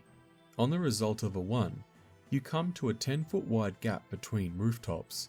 You can jump over the gap if your strength is 10 or higher. Each foot you clear costs 1 foot of movement, and you must succeed on a DC 10 Dexterity Acrobatics check, or fall prone on the far rooftop. Or you can cross the gap using a 10-foot long rope line that stretches between the 2 rooftops. On a result of 2, you come to a rooftop that's 10 feet higher than the one you're on. Make a DC 10 Strength Athletics check. On a failed check, the height change counts as 10 feet of difficult terrain. On a result of 3, you come to a rooftop that's 10 feet lower than the one you're on. Make a DC 10 Strength Athletics check to jump down safely. On a failed check, you take damage from the fall and land prone. On a result of 4, the roof is slippery. Make a DC 10 Dexterity saving throw. On a failed save, you fall prone. On a result of 5, you step on a rotten section of roof and it collapses underneath you. Make a DC 15 Dexterity saving throw. On a failed save, you fall part way into the hole in the roof and become stuck. While stuck, you are prone and restrained. You can use an action on your turn to make a DC 10 Strength Athletics or Dexterity Acrobatics check, ending the effect on a success. On a result of 6, roof shingles or tiles give way as you step on them. Make a DC 15 Dexterity saving throw. On a failed save, you fall prone and slide 10 feet back. On a result of 7, a rooftop protuberance such as a chimney or a weather vane gets in your way. Make a DC 10 Dexterity Acrobatics check. On a failed check, the obstacle counts as 5 feet of difficult terrain. On a result of 8, you startle a flock of birds nesting on the rooftop, and they flutter all around you. Make a DC 10 dexterity saving throw.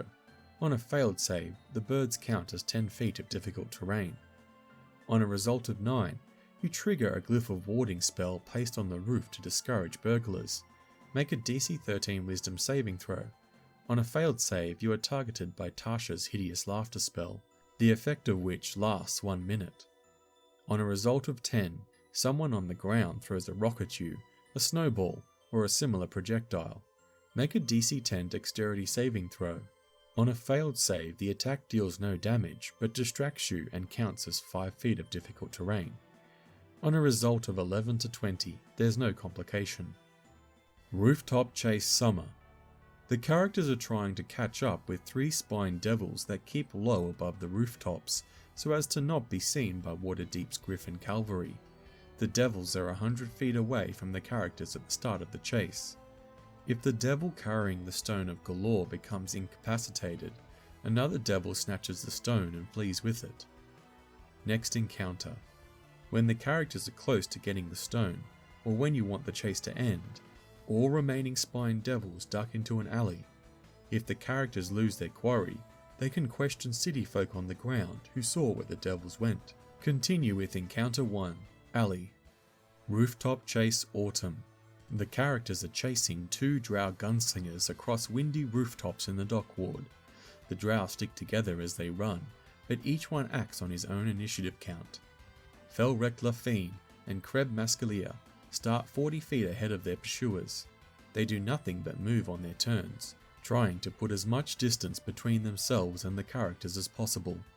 Felrek has the Stone of Golorr at the start of the chase, but one drow gunslinger can pass the stone to the other as a reaction, as long as the 2 drow are within 10 feet of each other. Next encounter. The drow keep running across the rooftop until they get to a rundown dockside neighbourhood known as Mistshore. Characters who remain in pursuit can follow them all the way there. If the characters lose their quarry, they can question city folk on the ground who saw the drow heading towards Mistshore. In either case, proceed with Encounter 2, Mistshore.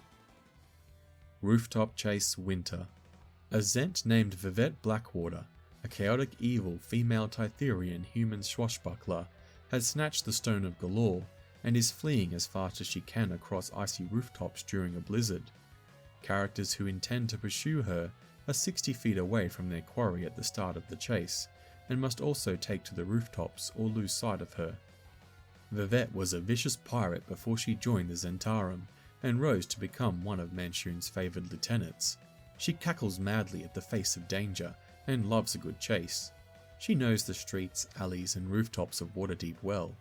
If forced to make an ability check or saving throw because of a chase complication, she has advantage on the roll. She can also take the dash action during the chase without having to make constitution checks to avoid exhaustion. Next encounter. The chase lasts no more than 5 rounds, after which Vivette drops to the ground and ducks into a theatre. Characters who lose sight of her can ask people along the path to help them out. Continue with Encounter 6, Theatre. Encounter 6, Theatre. Whether the theatre is open for business or shut down, it has the following features. The ceilings in the rooms are 10 feet high except in Area P5, which has a 20-foot high raftered ceiling. Connecting the rooms are 8-foot high passages and 7-foot high doorways. The theatre is lit by lanterns that have the continual flame spells cast on them. Speaking a command word inside the theatre causes the lights in the theatre and the backstage to dim. Speaking another command word inside the theatre restores them to full brightness. All the stage managers know the command words. Areas of the theatre. The following locations are keyed to map 4.4. Area P1, the lobby. This plush lobby is decorated with red carpet and ornate wallpaper. On display here are several painted wooden mannequins dressed in fancy costumes, each one representing a character from a famous play. Area P2, ticket booths. The western door on each booth is locked. The lock can be picked by a character who succeeds on a DC 15 dexterity check using thieves' tools, or the door can be forced open with a successful DC 13 strength athletics check. The ticket sellers and the stage manager have the keys to these doors. A stack of torn tickets sits on a shelf beneath the counter inside the booth. Prior to a show, each booth holds a ticket seller, a commoner. Admission to the theatre is 1 silver piece per person. Area P3, the ticket offices. A desk near the far wall in each of these rooms contains notebooks, paper and a lockbook. Treasure. The house managers hold the key to each lockbox. A lock can be picked by someone who makes a successful DC 12 dexterity check using thieves' tools, or a lockbox can be forced open with a successful DC 15 strength athletics check. During a performance, each lockbox holds up to 10d10 silver pieces. After a performance, both boxes are empty. Area P4, the auditorium. The auditorium has the following features. Cushioned seats are arranged in 7-tiered rows, facing a 5-foot-high wooden stage. Each row has 20 seats. Behind a raised red curtain are painted backdrops and stage props for the current production. During a performance, a stage manager, commoner, watches from the back of the seating area. Area P5, the wing. This small offstage area is painted black and has a table that holds fake daggers, swords and other props. Prop weapons can be used in combat, but deal only 1 bludgeoning damage on a hit. Area P6, the stage manager's office. This room holds a desk covered in papers. The stage manager, commoner, stays here between performances. Area P7, the green room.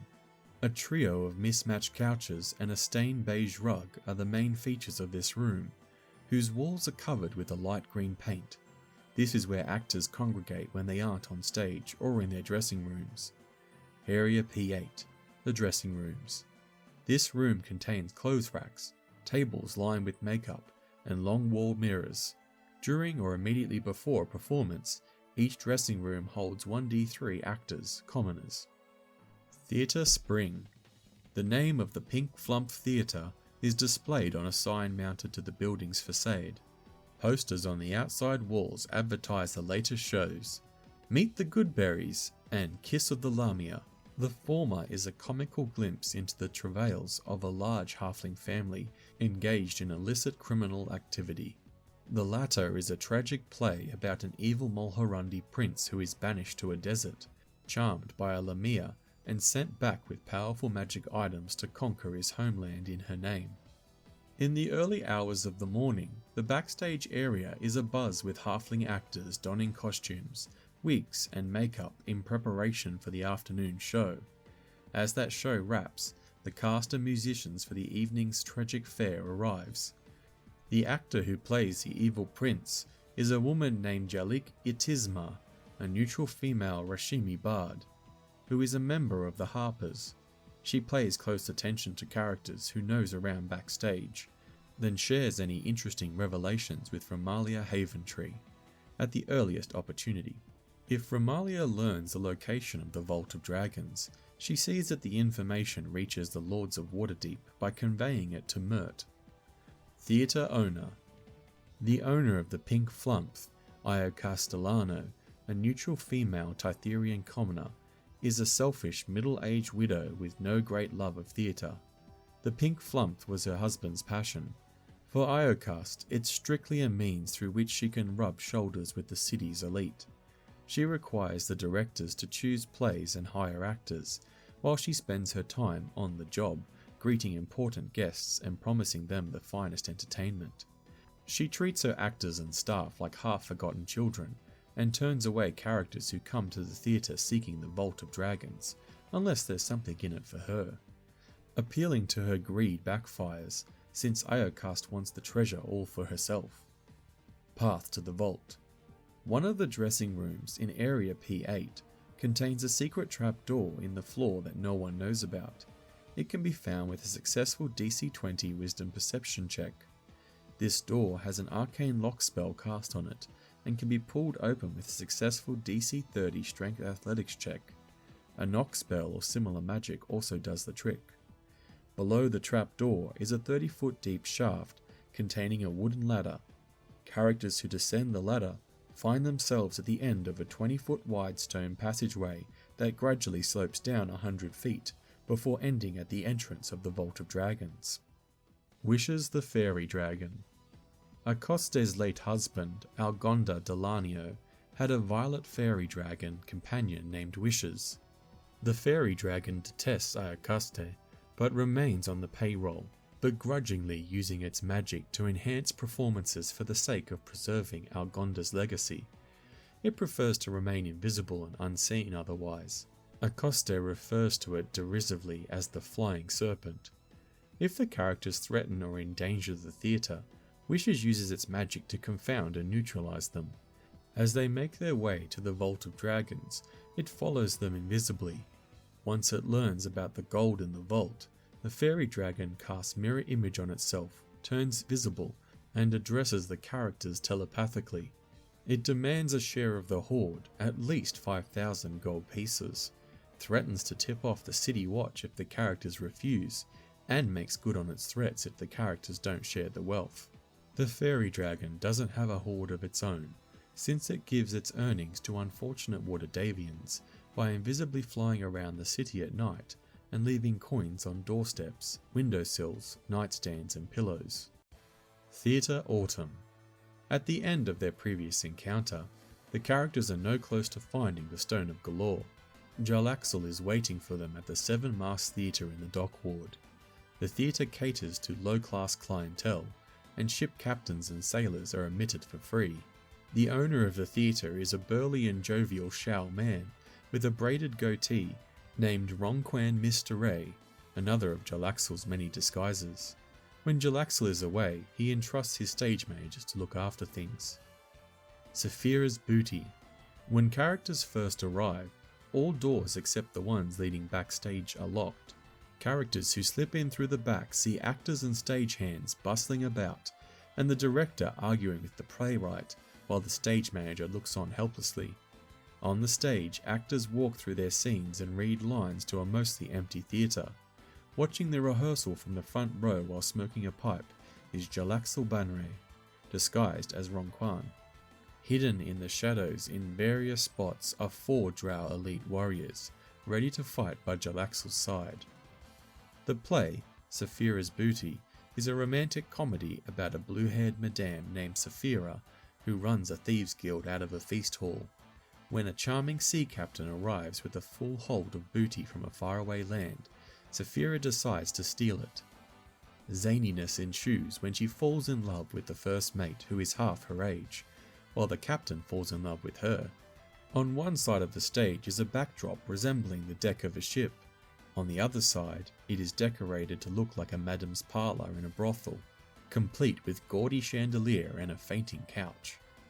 Westra Waltimer, a chaotic good female Alaskan human commoner with an insight of +2 and a performance of +6, the play's leading lady, is one of Waterdeep's great treasures, and the cast and crew are very protective of her.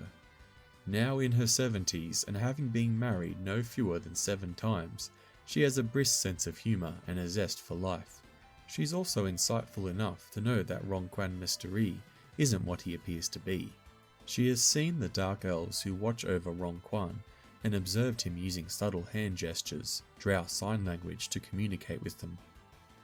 Speaking with Ronquan, Jarlaxle has instructed the stage managers to bring all visitors to him. In the guise of Ronquan, he claims to be a member of the Lord's Alliance who answers directly to Laeral Silverhand. He also seems to know all about the characters meeting with Laeral as described in Encounter 1, Ali, and says that he can speak on her behalf. He asks about the Stone of Golorr and is disappointed if the characters don't have it. If they offer up the fake stone recovered in Encounter 9, the Cellar complex, Ronquan immediately realizes it's a fake. If the characters aren't sure what to do next, Jarlaxle imparts the following information. My friends, do not be discouraged.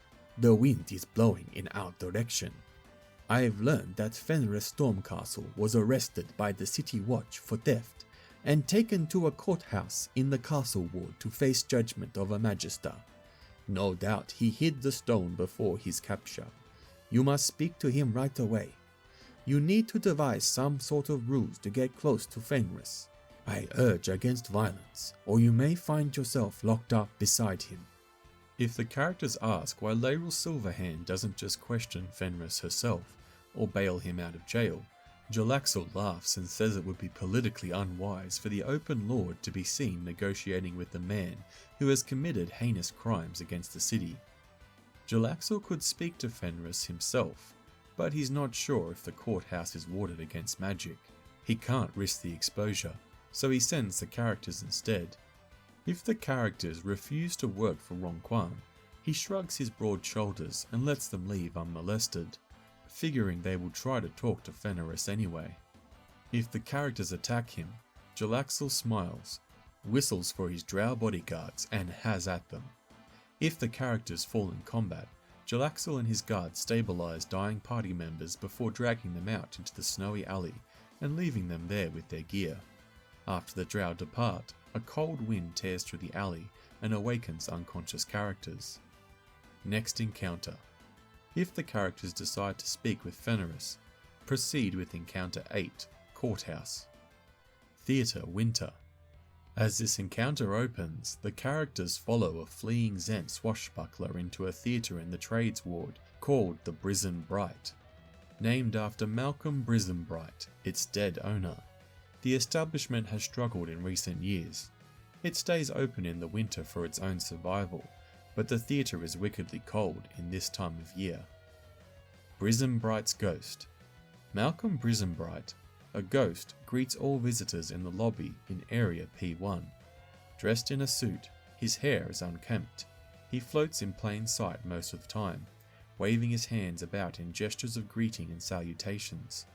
Locals are accustomed to his spectral form and his stock introduction. Let not this hurried visage diminish you, gentle sirs and beautiful ladies, for I am but your friendly host. What fine art have we wrought for you this day? Buy your tickets and behold, you shan't be disappointed. The ghost can engage in light conversation. It is bound to the theatre because Malcolm Brizen Bright's soul couldn't bear to leave the place. If the theatre were to close down, the ghost would haunt it still, perhaps becoming more deranged over time. Only razing or burning the theatre to the ground can force his spirit to depart forever. Snakes in the house. After a harrowing rooftop chase, Vivette Blackwater, a chaotic evil female Tytherian human swashbuckler, has bought a ticket and slipped into the theatre during a performance of Blood Wedding, a play about love, jealousy and death. In the story, a young woman is brought to a castle by a count, only to fall in love with his younger brother, a man of faith. Her betrayal eats away at the jealous count. He murders his brother on his wedding day and pursues the bride, who hurls herself off the castle battlements in despair. The count is cursed by the gods and transformed into a creature of darkness, damned to live in his castle and feed on blood. A female cellist and 2 male violinists provide a musical accompaniment. The shivering audience includes 30 commoners. Also present is a Zentarum spy named Agon Foucault, a neutral evil male Turami bard, and his companion Amath Sasent, a lawful evil female Mulan priest of Bane. Agon is swept up in the drama and fighting back tears while Amath pats his arm gently. Vivette takes a seat behind them and surreptitiously passes the Stone of Golorr to Agon.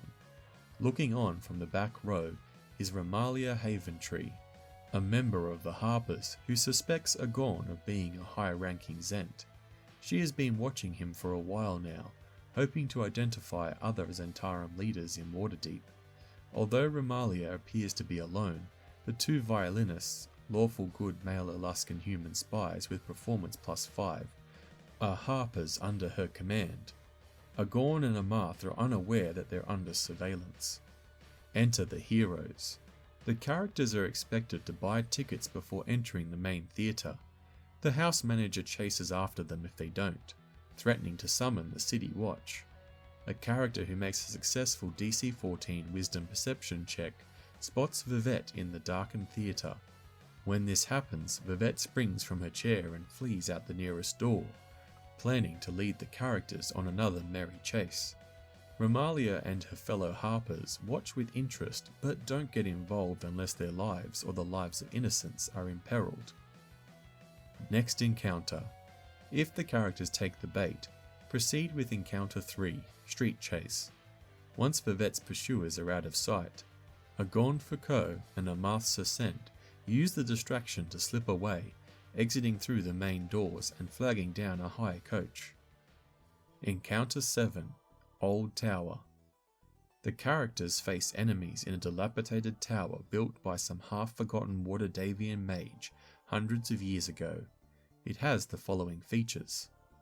All the doors are unlocked except the one to Area 05. The rooms have 15-foot high ceilings with 7-foot high doorways connecting them. The tower is brightly lit by continual flame spells cast on the wall sconces.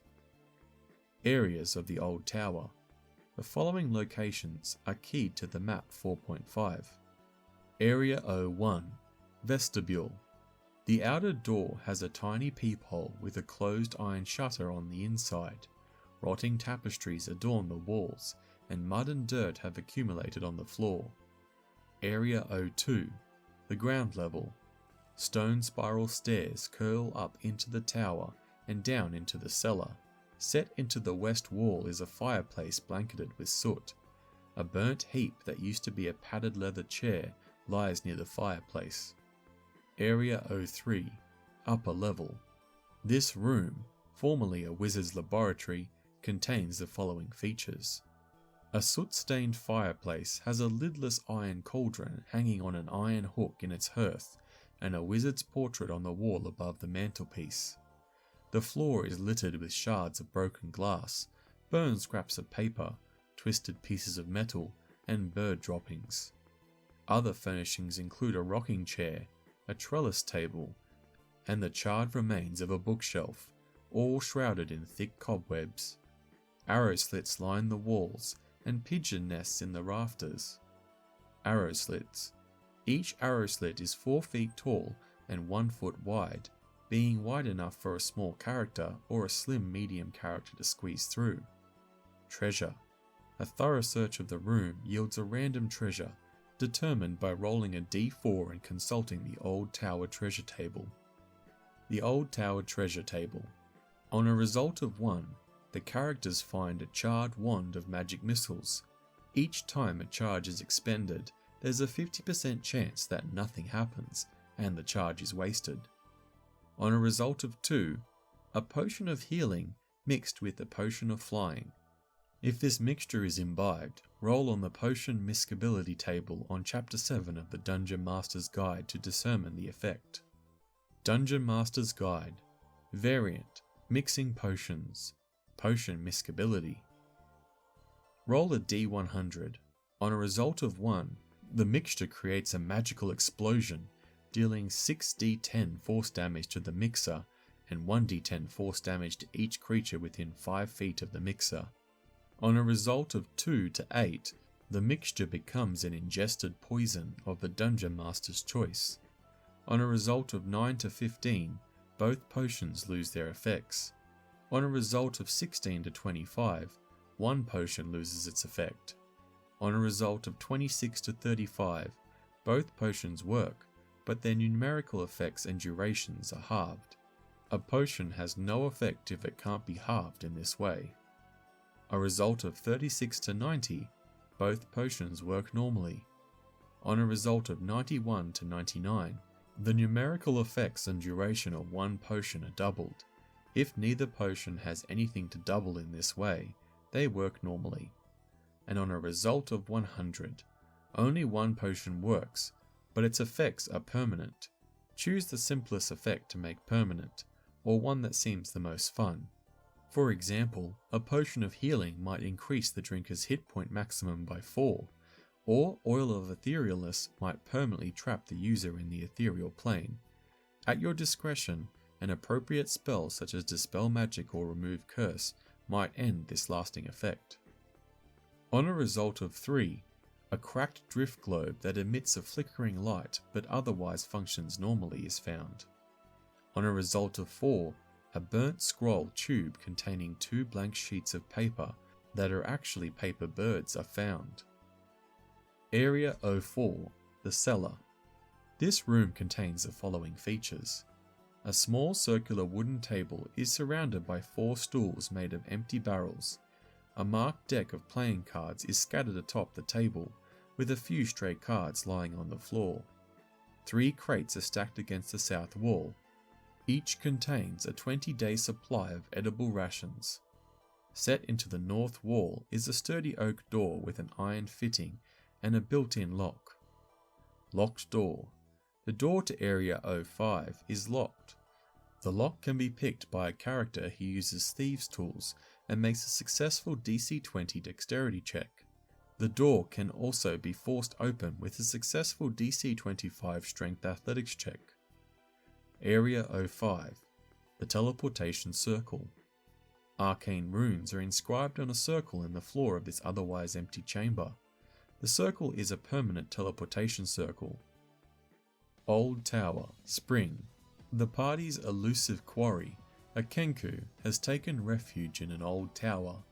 By the time the characters reach the entrance to the tower, the Kenku has taken a hostage and fled to the upper level. Street Urchins. Just prior to the Kenku's arrival, 3 children entered the derelict tower on a dare. If this encounter occurs on or around Trolltide, the children are wearing troll masks. These non-combatants are named Nat, Jenks, and Squiddly. The Kenku has kidnapped Squiddly and taking him upstairs in Area 03. The characters encounter Nat and Jenks in Area 02. They beg the characters to save their young chiefling friend. Confronting the Kenku. The Kenku clutches the Stone of Golorr with one clawed hand and Squiddly the tiefling with the other. When cornered, the creature mimics the sound of a screaming child, its way of threatening to harm the boy unless the characters leave at once. The Kenku doesn't respond to verbal threats or attempts at persuasion, but it can be bribed with coin, gemstones, or shiny baubles. It gives up both the stone and the boy in return for 100 gold pieces worth of treasure. If the characters and the Kenku reach an impasse, Squiddly kicks the Kenku in the shin, causing it to release him, and hides under some old furniture. This act initiates combat as the Kenku draws its sword. If he has a clear path to the stairs, Squiddly runs down them and rejoins his friends. The 3 children flee the tower together, disappearing into a nearby alley. Gazer attack. When the characters finally obtain the Stone of Golorr, 3 gazers enter Area 03 through the arrow slits and attack. They try to incapacitate whichever character has the stone and use their telekinetic rays to steal it. If successful, the gazers take the stone to a nearby alley. Next encounter. Whether the Stone of Golorr leaves the tower in the possession of the characters or the gazers, proceed with Encounter 1, Alley. Old Tower, Summer. The old tower, formerly owned by a wizard, was recently bought by Esvel Rosnar, a young noblewoman with a fascinating alter ego. The Black Viper. The Black Viper was a notorious burglar, pickpocket, mugger, and assassin who died centuries ago. After a long and nefarious career, Esvel Rosnar, a brash young noble, has recently adopted the Black Viper's persona, leading to a secret life of crime. Like many other nobles, Esvel gossips about the Black Viper's exploits to lend credence to the villain's mystique. The Rosnar family was convicted of slave trading, highly illegal in Waterdeep, and banished over 100 years ago, but has since returned. The Rosnar's inability to regain the respect they feel they deserve rankles them. The slave trade has continued in Arm and elsewhere, and it's not like other noble houses don't have skeletons in their closets. But just because of a little family squabble that went public, the Rosnar name has been said with a sneer for a century. As part of the family's constant effort to prove this conception wrong and win others' respect, Esvel has been brought up to be the most proper noble possible, partaking in lessons of etiquette, dance, and poise as befits someone of her station. In her younger days, Esvel openly rebelled, but that behaviour led to locked doors at night and house guards watching her every move during the day. so she taught herself how to pick locks, pluck keys from belts and pouches, clamber up walls, and sneak past guards, playing the perfect daughter by day while cutting loose at night. To hide her identity from those she met, she wore a hood and a mask, exchanging her fine clothes for the kind of practical clothing her parents would never let her wear. One of the things Asvel has learned is to embrace the legend of the Black Viper. When she throws back her cloak to reveal the costume she has put together, most folk toss their purses and flee. If that doesn't work, she usually only needs to draw her dagger. Of course, some of the nobles she tends to target are made of sterner stuff, so Asvel has learned how to fight as well. She knows she's playing a dangerous game, but is satisfied that at least one member of the Rosner family is earning the respect of Waterdeep's nobility. House Rosner's Guards. Asvel has brought 4 guards with her to the tower. They wear the livery of House Rosner and stand guard in Area 01. Bought and paid for. Through her network of spies, Asvel has learned about Lord Neverember's friendship with the tower's previous owner. Not long thereafter, she found the entrance to the Vault of Dragons beneath the tower. Unfortunately for her, she doesn't know what keys are needed to enter it or what lies within. When the characters arrive, Asvel is in Area 02, meeting with the following 3 guild representatives, all commoners. Sembra Vashir, a lawful neutral female Kalashite human of the Carpenters, Roofers and Plasterers Guild. Pint Ormtroll, a chaotic good female rock gnome of the Cellarers and Plumbers Guild. And Jarbakin Frostbeard, a lawful good male shield dwarf of the Guild of Stonecutters, Masons, Potters and Tilemakers. This meeting is a formality. As the new owner, Asvel is required by law to bring the building up to code. She is gathering cost estimates from the guilds involved, but has no intention with proceeding with the repairs. The arrival of the characters provides her with a welcome distraction. Characters will have a tough time convincing Asvel that they have come for any reason other than to break into the Vault of Dragons. Asvel is willing to bring them on as business partners, allowing them to access the vault, preferably when there aren't guild representatives around, in exchange for an equal share of whatever treasure it might contain.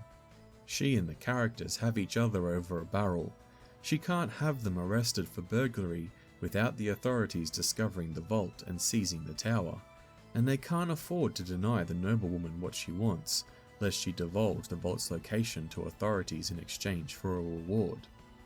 Asvel offers to help the characters obtain the keys needed to unlock the Vault of Dragons, and insists on accompanying them for their first foray into the vault, claiming all the while that she's capable of looking after herself. However this business with the party unfolds, she tries to conceal her secret identity from the characters for as long as possible.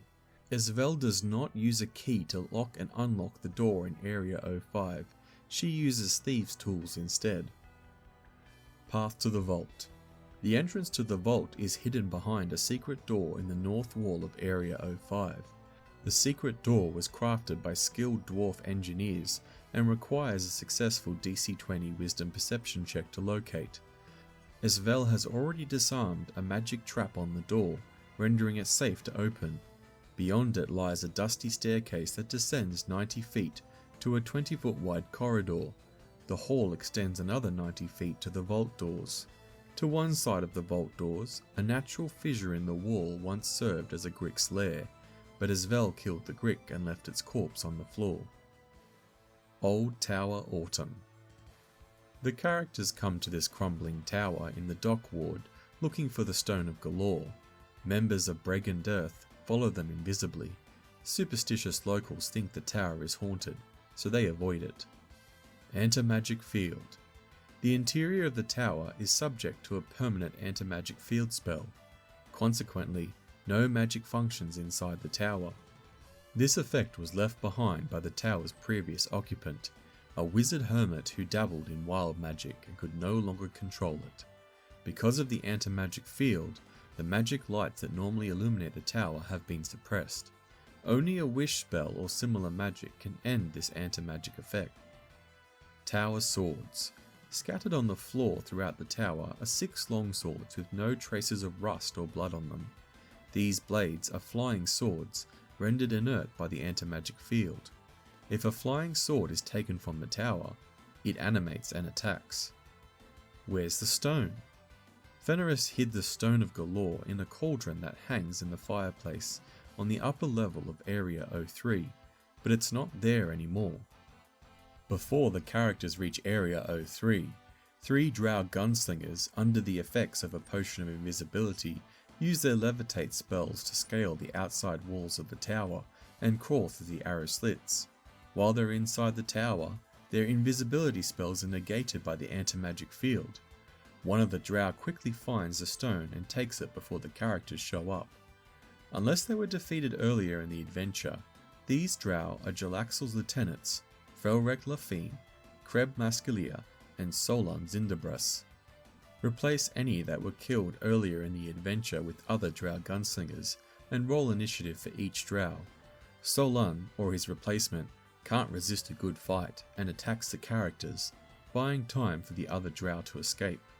Once they're outside the tower, the fleeing drow become invisible again as they leap onto nearby roofs, but the potions wear off at the end of their next turns, enabling characters to chase after them. Next encounter. If the characters pursue the fleeing drow, proceed with Encounter 5, Rooftop Chase. Old Tower Winter. The characters have learned that the Stone of Golorr is with Amas Sasent, a priest of Bane who is allied with Manshoon. She and her acolytes reside in Yellowspire, a castle ward tower so named because its bricks have a pale yellow tinge to them. Amarth is in the midst of converting the tower to a temple of Bane. A teleportation circle in the basement allows for swift transport to and from Kolat Towers and Manshoon's extra-dimensional sanctum. House of Tyranny. Amarth's Ascent, a lawful evil female Mulan priest, and her 4 followers, lawful evil male and female acolytes of mixed ethnicities, dress in common clothing when outside the tower. Inside the structure they wear fur-lined robes to stay warm. They refer to the tower as the House of Tyranny, and black prints of their right hands, fingers and thumbs held together, cover every interior surface. These handprints mimic the symbol of Bane. Amath and her followers assemble here for worship, but sleep elsewhere. When the characters first arrive, all 5 have gathered in prayer on the upper floor of the tower, Area 03. 3 black flying snakes nest in the rafters and join any battle here. During this ceremony, Amarth and her acolytes hold candles and form a circle around a gagged and blindfolded broadsheet publisher named Shan Chian, a neutral male Shao human commoner. The imperious middle-aged man is shackled to the floor, and Amarth carries the key to the shackles.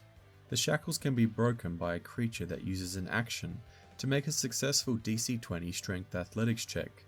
Picking the shackles lock requires thieves' tools and a successful DC 15 Dexterity check. The Banite's ritual is designed to break Shan's will, making him subservient to Bane. Amarth has been using this ritual to turn broadsheet publishers as part of a larger plot to control the flow of information in the city, a critical element of Manshoon's takeover. Shan was abducted by Amarth's acolytes the night before while walking to his home in the Trades Ward. He publishes the Taj, a broadsheet that offers up vitriolic rants on all matter of local topics, including politics. Amarth has the Stone of Golorr in her pocket. She is expecting Manshoon or his Simulacrum to arrive and retrieve it shortly. Outer Scaffolding. The tower is encircled by wooden scaffolding covered with ice and snow. Despite its precarious appearance, the scaffolding is secure and safe to walk on, enabling creatures to scale the outside wall of the tower without having to make ability checks. The scaffolding rattles and creaks, however, and any creature that moves on it must succeed on a DC 16 Dexterity Stealth check or be heard by the tower's occupants. Simulacrum. The characters must fight Amarth and her acolytes to get the Stone of Golorr. When they finally obtain it, fate deals them an unkind hand as Manshoon's Simulacrum arrives by way of the teleportation circle in Area 05. Manshoon's Simulacrum. Manshoon uses the Simulacrum spell to create a magical duplicate of himself as needed.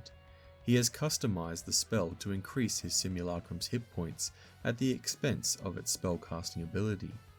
Manshoon can only have one Simulacrum at any given time, and he uses it as a subordinate to command his Xanathar minions on the field. If his Simulacrum is destroyed, Manshoon creates another. Each Simulacrum has the statistics of Manshoon with these changes. The Simulacrum has no special equipment, consequently it has an armor class of 12 and lacks the magic resistance trait and the Staff of Power action option. It loses all spell slots of 6th level and higher. It has a challenge rating of 8, worth 3,900 experience points. If the characters had an opportunity and the foresight to destroy the circle prior to obtaining the stone, the Simulacrum instead must travel to Yellowspire on foot, giving the characters ample time to get away before it arrives, as long as they leave within 1 hour after obtaining the stone. The Simulacrum tirelessly pursues the stone, and characters who flee would do themselves well not to leave tracks in the snow. Next encounter. If a character becomes attuned to the Stone of Golorr, it reveals the location of the Vault of Dragons under the Brendeth family mausoleum in the City of the Dead, and 3 keys needed to enter it. When the characters are ready to visit the mausoleum, proceed with Encounter 4, Mausoleum. Encounter 8, Courthouse. People who are arrested by the City Watch are brought to a courthouse and detained until a magister can pass a judgment on them. Each courthouse has the following features. 2 guards stand outside each of the front and back doors leading to areas H1 and H6 at all hours. Rooms have 10-foot high ceilings with 8-foot high passages and 7-foot high doorways connecting them. Windows are fitted with iron bars that require a successful DC 30 strength athletics check for them to bend. Doors are made of iron-bound oak and are unlocked. All areas are brightly lit by continual flame spells cast on wall sconces. Cisterns on the roof collect rainwater, which is funneled by pipes down to the showers in Area H7. Areas of the courthouse. The following locations are keyed to the map 4.6. Area H1, Upstairs Waiting Room. This room has the following features. 2 guards stand outside the doors to the record rooms in Area H2 at all hours. Behind a desk sits a count clerk, a commoner. Uncomfortable wooden benches line the walls. A copper plaque mounted above each bench says in common, "Please have a seat. Someone will be with you shortly." 2 privies are situated in a corner by the entrance. Clerk. The clerk asks visitors what their business is and either directs them to the appropriate area of the courthouse or instructs them to wait. The clerk holds a key to the record rooms in Area H2. Area H2, Record Rooms. The doors to these rooms are locked. Inside, shelves lining every available inch of wall space holds boxes of paper dated by month and year. These papers are records of court proceedings and depositions. Area H3, Clerk's Office. 2 desks pushed together in the middle of the room hold quills, ink and sheets of paper.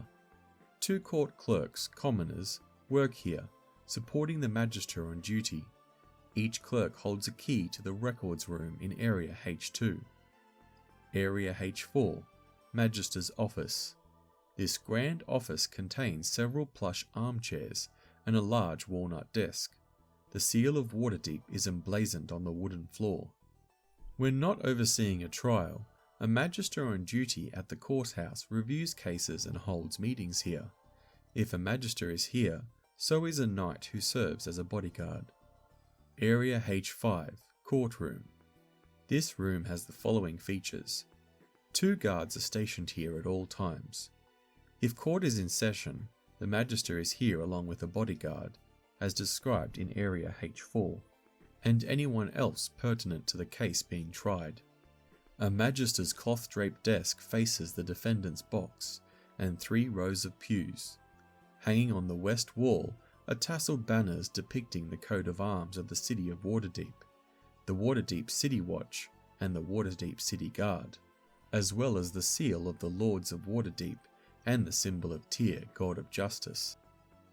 Area H6, Downstairs Waiting Room. Nobles scheduled to testify in court and those wanting to visit prisoners are held here. The room contains the following features. 2 guards are on duty in this room at all times. Mismatched couches line the walls. Old broadsheets rest in loose piles atop end tables. Area H7, Showers. Dirty prisoners are stripped of their clothing and washed here before they are locked in cells. Protruding from the walls are iron nozzles that spew cold water when a chain next to the door is pulled. Drains in the stone-tiled floor keep the room from flooding. Area H8, Cell Block. 2 guards are stationed in the hall at all times. Locked cells. 5 cells are spaced along this hall. The door to each cell is locked from the outside, and the guard stationed here holds the keys. A door's lock can't be picked from inside the cell. Area H9, the Watch Wagon. This room contains the following features. 2 veterans, members of the City Watch, are here at all times. An armoured carriage stands behind a pillar of steel doors secured by an iron bar. Armoured carriage. 2 horses are needed to pull the carriage, which can hold up to 8 medium prisoners at a time. The back door to the carriage is secured with chains and 2 padlocks. Each veteran on duty has a key that opens one of the padlocks. Barred outer doors. It takes 2 people to lift the bar that obstructs the door to the outside. A successful DC 21 Strength Athletics check enables one person to do it alone. Courthouse Summer. After obtaining the Stone of Golorr, the characters are arrested by the City Watch soon after they emerge from the sewers. Under arrest. The arresting force consists of 12 veterans, a watch sergeant, and 11 constables. They demand that the characters surrender their weapons and come along quietly. The characters are charged with disturbing the peace, a minor offence that carries a fine and results in an edict. The charge stems from the conduct in Encounter 3, Street Chase. Depending on how they comported themselves in previous encounters, the characters might be charged with additional crimes against the city or its citizens, possibly including brandishing weapons without due cause, robbery, assaulting a citizen, or murder. If they resist arrest, they are charged with hampering justice. See the Code Legal handout for penalties associated with such crimes. Characters who give up their visible weapons without a fuss aren't searched, but those who give the Watch a hard time are searched for hidden weapons, and are stripped of anything that could potentially cause harm. A character can conceal a tiny object from the Watch with a successful DC 12 Dexterity Sleight of Hand check. If the Stone of Golorr is found during a search, the Watch Sergeant inspects it, concludes that it's nothing of consequence, and returns it to its owner. The Dock Ward Courthouse. Arrested characters are brought to the courthouse in the Dock Ward and confined to cells in Area H8 until their trial. Any items taken during their arrest are entrusted to the front desk clerk in Area H1, pending the trial's outcome. A character can take a short rest while incarcerated, and use that time to attune to the Stone of Golorr. After 1d6 hours, word comes down that the Magister is prepared to hear the character's testimony, whereupon the guards in Area H8 unlock the character's cells and escort them to the courtroom in Area H5, where the Magister is waiting. False Captain. If Lord Cassalanter's doppelganger valet is still at large, it kills a watch captain and uses the victim's uniform to impersonate another watch captain the characters have met before. Then, in the guise of Heist to get, the doppelganger kills the guards in Area H8 with its bare hands and uses their keys to open the character's cell. Heist warns them that the Magister is corrupt and suggests they flee the city before they're sentenced to death. Heist offers to deliver messages or items of import on their behalf while they make good of their escape. The doppelganger is hoping that the characters will entrust the Stone of Golorr to it for safekeeping. Failing that, it hopes to wrest the stone from them during the chaos of the jailbreak. If the characters refuse to play along, The doppelganger cries out in alarm and brings the full weight of the courthouse garrison, 10 guards and 2 veterans, down upon the characters, whom Hyostus accused of beating the cell block guards to death. These reinforcements have no reason to believe that Captain Steget isn't who he appears to be, and they side with him on any conflict.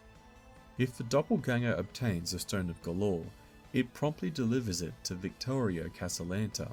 If the characters extricate themselves from the mess they're in, they can retrieve the stone from Cassalanter's villa as described in Chapter 6. Meeting with the Magister. The presiding Magister is Umbero Zastro, a handsome, eloquent and fair-minded half-elf in his 30s. He's known for his finely honed sense of poetic justice and for meting out unconventional punishments. Magister Umbero Zastro has the statistics of a noble with these changes. He is lawful neutral. He is unarmed and unarmoured with an armour class of 11 and worth 0 experience points. He has these racial traits.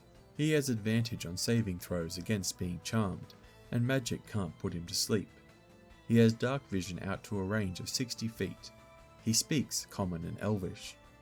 The Magister has already heard the testimony of the arresting officers, as well as that of any eyewitnesses. The characters are given an hour to plead their case while he asks questions. A character who tries to deceive Zastro must make a charisma deception check contested by the Magister's wisdom insight check. A character who loses his contest is found guilty of hampering justice, locked up for a 10-day, and fined 200 gold pieces, on top of any other punishments meted out for crimes committed against the city and its citizens. Those who can't or won't pay the fine are sentenced to hard labour for a year in Armid's Farm, a city guard-run labour camp among the farms of Undercliff. If the characters committed 1 or more crimes, they are judged guilty and punished accordingly. A character who pleads for leniency and succeeds on a DC 14 Charisma Persuasion check receives an alternate punishment for crimes that doesn't carry the punishment of death or exile. This check is made with advantage if the character has renown in a respectable faction, such as the Grey Force or the Grey Hands, the Emerald Enclave, the Harpers, the Lord Alliance, or the Order of the Gauntlet. Alternate punishments for lesser crimes include the following. The character must make beds and clean bedsheets at a local orphanage for a 10-day under guard supervision. The character must report to Morana Hulduck, a dwarf member of the Guild of Watermen, and scrape barnacles off the dock for a 10-day under her close supervision. The character must spend the next month delivering 30-pound casks of drinking water to the guards stationed atop the city walls. For a 10-day, the character must stand in a particular street corner every afternoon from high sun to dusk, like a broad crier, and shout the crimes of which he or she has been found guilty, while accepting the scoldings and verbal lashings of the citizenry. Characters who are tricked into acting in accordance with the wishes of a doppelganger can be forgiven for crimes committed during the jailbreak, but only if the doppelganger was apprehended or killed, as it reverts to its true form when it dies. Speak with Dead spells can be cast on the cell block guards slain by the doppelganger to obtain testimony that clears the characters of the guard's murder. Next encounter. If the character becomes attuned to the Stone of Golorr, it reveals the location of the Vault of Dragons, beneath an old tower in the Sea Ward, and the 3 keys needed to enter it. When the characters are ready to visit the location, proceed with Encounter 7, Old Tower. Courthouse Autumn. The characters have learned that Fenris Stormcastle is in the custody of the City Watch at the courthouse in the Castle Ward. If they try to speak with him, they are met by a clerk at the front desk who informs them that they must schedule a meeting with the Magister first, because visitors need her written permission to see him. The clerk says that the meeting with the Magister can happen no sooner than high sun on the following day, but can be persuaded to move up the time for a bribe of 10 gold pieces or more. There are alternatives to speaking with the Magister. If the characters have sufficient renown in a politically influential faction, or a talent for deception, the following can be done. A character who has at least 4 renown in the Harpers can convince Mert to use his authority as Lord of Waterdeep to secure Fenris's release. Mert has personally lost coin to the Bloodhawk posse, so helping Fenris squirm out of jail stings him deeply. A character who has at least 4 renown in the Lord's Alliance can arrange a meeting with Laeral Silverhand at Peregrine's place and convince her to give Fenris what he wants in exchange for information on the stone's whereabouts. The safe return of Neverember's cache of dragons is more important to her than the fate of one brigand. The character can purposefully get themselves arrested in the castle ward. Even a minor crime can result in a brief period of incarceration until the Magister has time to render judgment. In the meantime, characters can try to speak to Fenris. The character can try to infiltrate the courthouse using mundane disguises or magic. Impersonating an official or using magic to influence one is a crime, so they must be stealthy or skilled at deception. Meeting with the Magister. The Courthouse Magister is Hester Barch, a lawful good female Turami human acolyte with insight +4, a petite woman in her 70s. Magister Barch is slow to anger and fond of sharing lengthy educational anecdotes and parables. Unknown to all but her closest aides, the Magister has the innate psionic ability to cast the Detect Thought spell without somatic or material components. After using it once, the Magister must finish a short or long rest before she can cast the spell again. Wisdom is her spellcasting ability, with a spell save DC of 12. The Magister is disinclined to agree to any request for a private meeting with Fenris, on the grounds that he's a shady, unrepentant person and a flight risk. The conditions under which she will permit a meeting are as follows. A character who has at least 3 renown in the Harpers or the Lord's Alliance, or a character who belongs to a Waterdeepian noble family, makes a good argument and succeeds on a DC 15 Charisma Persuasion check. A character who is impersonating a noble or an official makes a good argument and succeeds on a DC 15 Charisma Deception check. If the check fails, Magister Barch sees through the ruse and uses her Detect Thought spell to verify that the character is in fact a disguised noble or an official, a crime that carries a punishment of a flogging, followed by imprisonment for up to a 10-day, plus a fine of up to 500 gold pieces. A character tells the Magister about the hidden cache of dragons, and Fenris's role in finding it. Talking to Fenris. Fenris Stormcastle, a neutral male Tytherian bandit captain, is confined to a cell in Area H8, waiting to stand trial. He is charged with multiple counts of theft, highway banditry, and assaults against Waterdeepian citizens.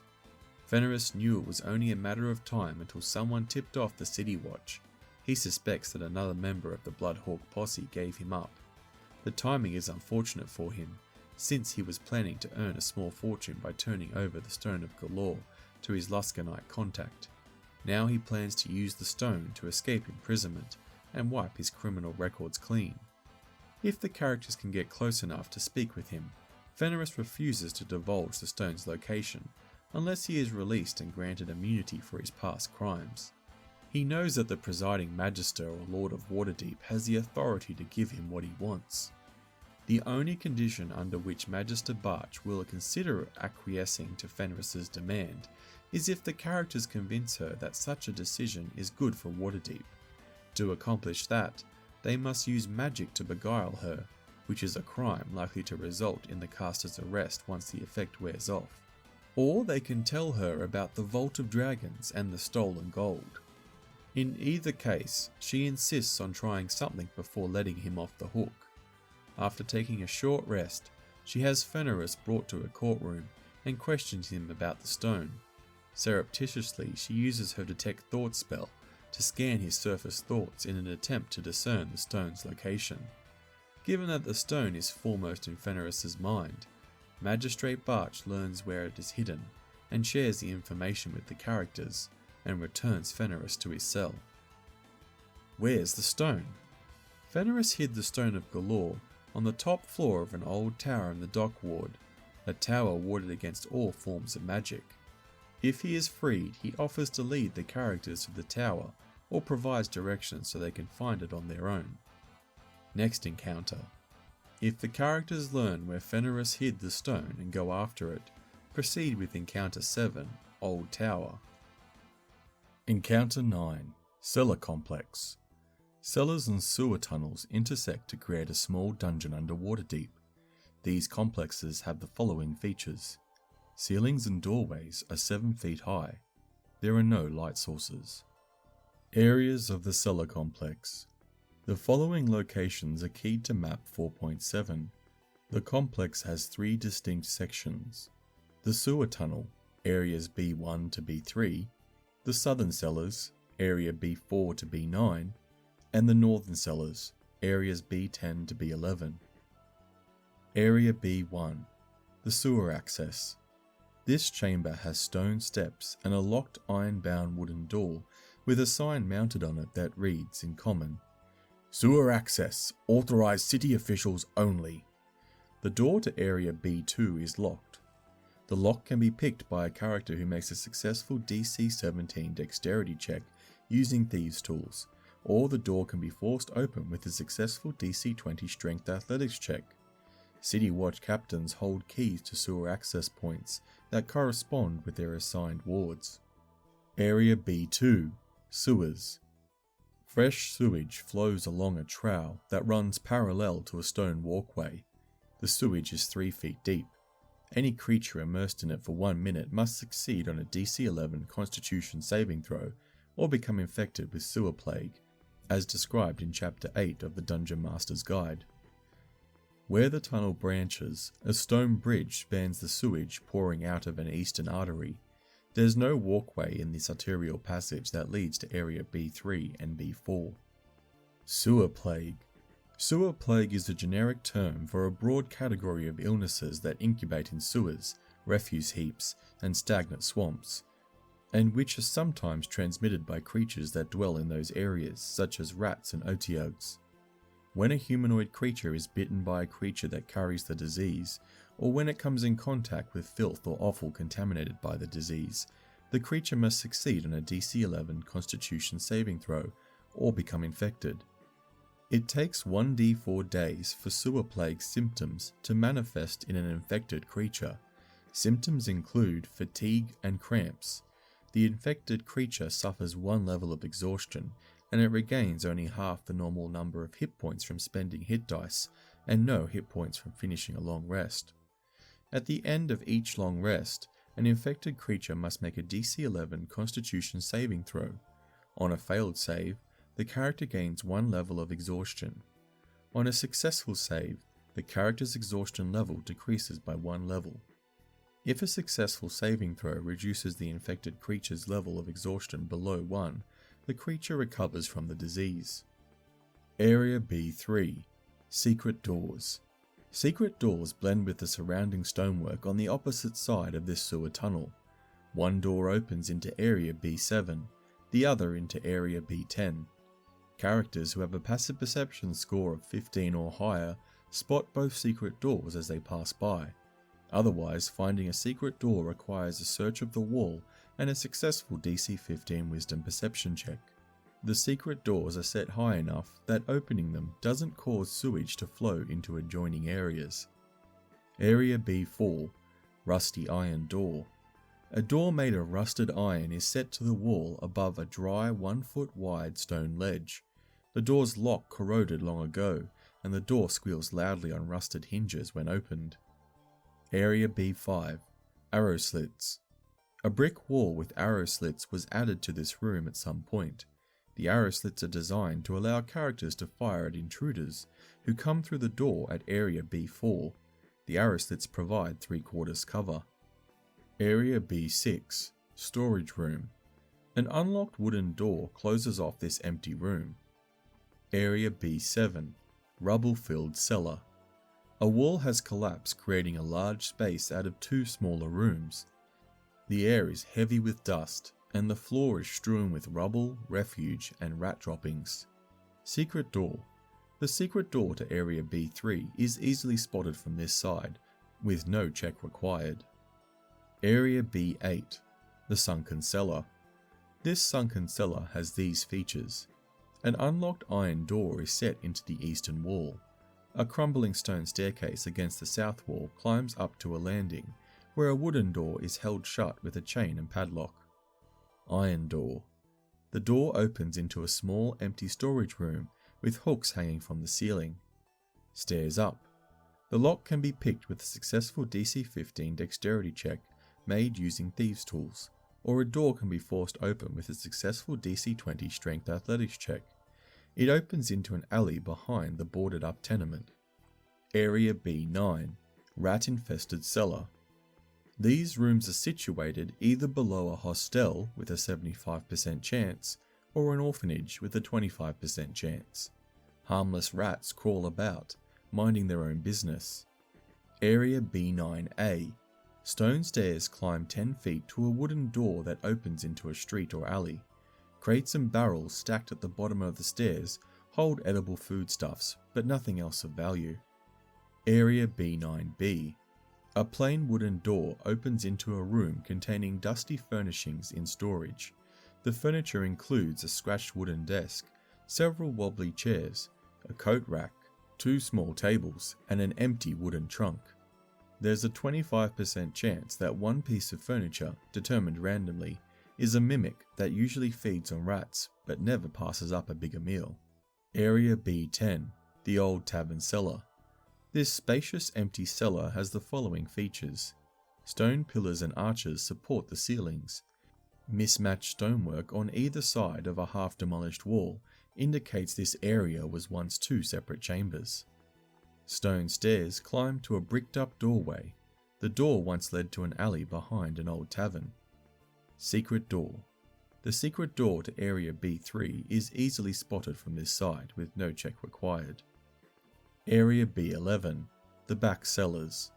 These rooms are extensions of Area B10. B11A. This room used to be a wine cellar, its walls are lined with piles of rotting wood, storage racks, and broken bottles. Area B11B. Once a cold storage room and root cellar, this empty chamber is choked with dust and cobwebs. Cellar Complex Spring.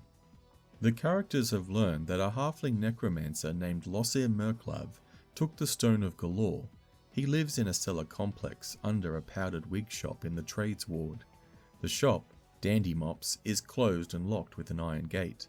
The lock can be picked by a character who makes a successful DC 15 dexterity check using thieves' tools, or the gate can be forced open with a successful DC 25 strength athletics check. Since the shop is in a highly visible location, an attempt to break in is 75% likely to be noticed by someone who alerts the City Watch. 2 veterans of the City Watch arrive in 1d10 minutes to investigate the shop and talk to witnesses. Xanathar's Gazer doesn't follow characters into the shop. It remains outside and waits for Xanathar's guild forces to arrive.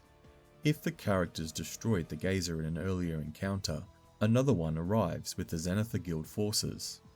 Dungeon entrance.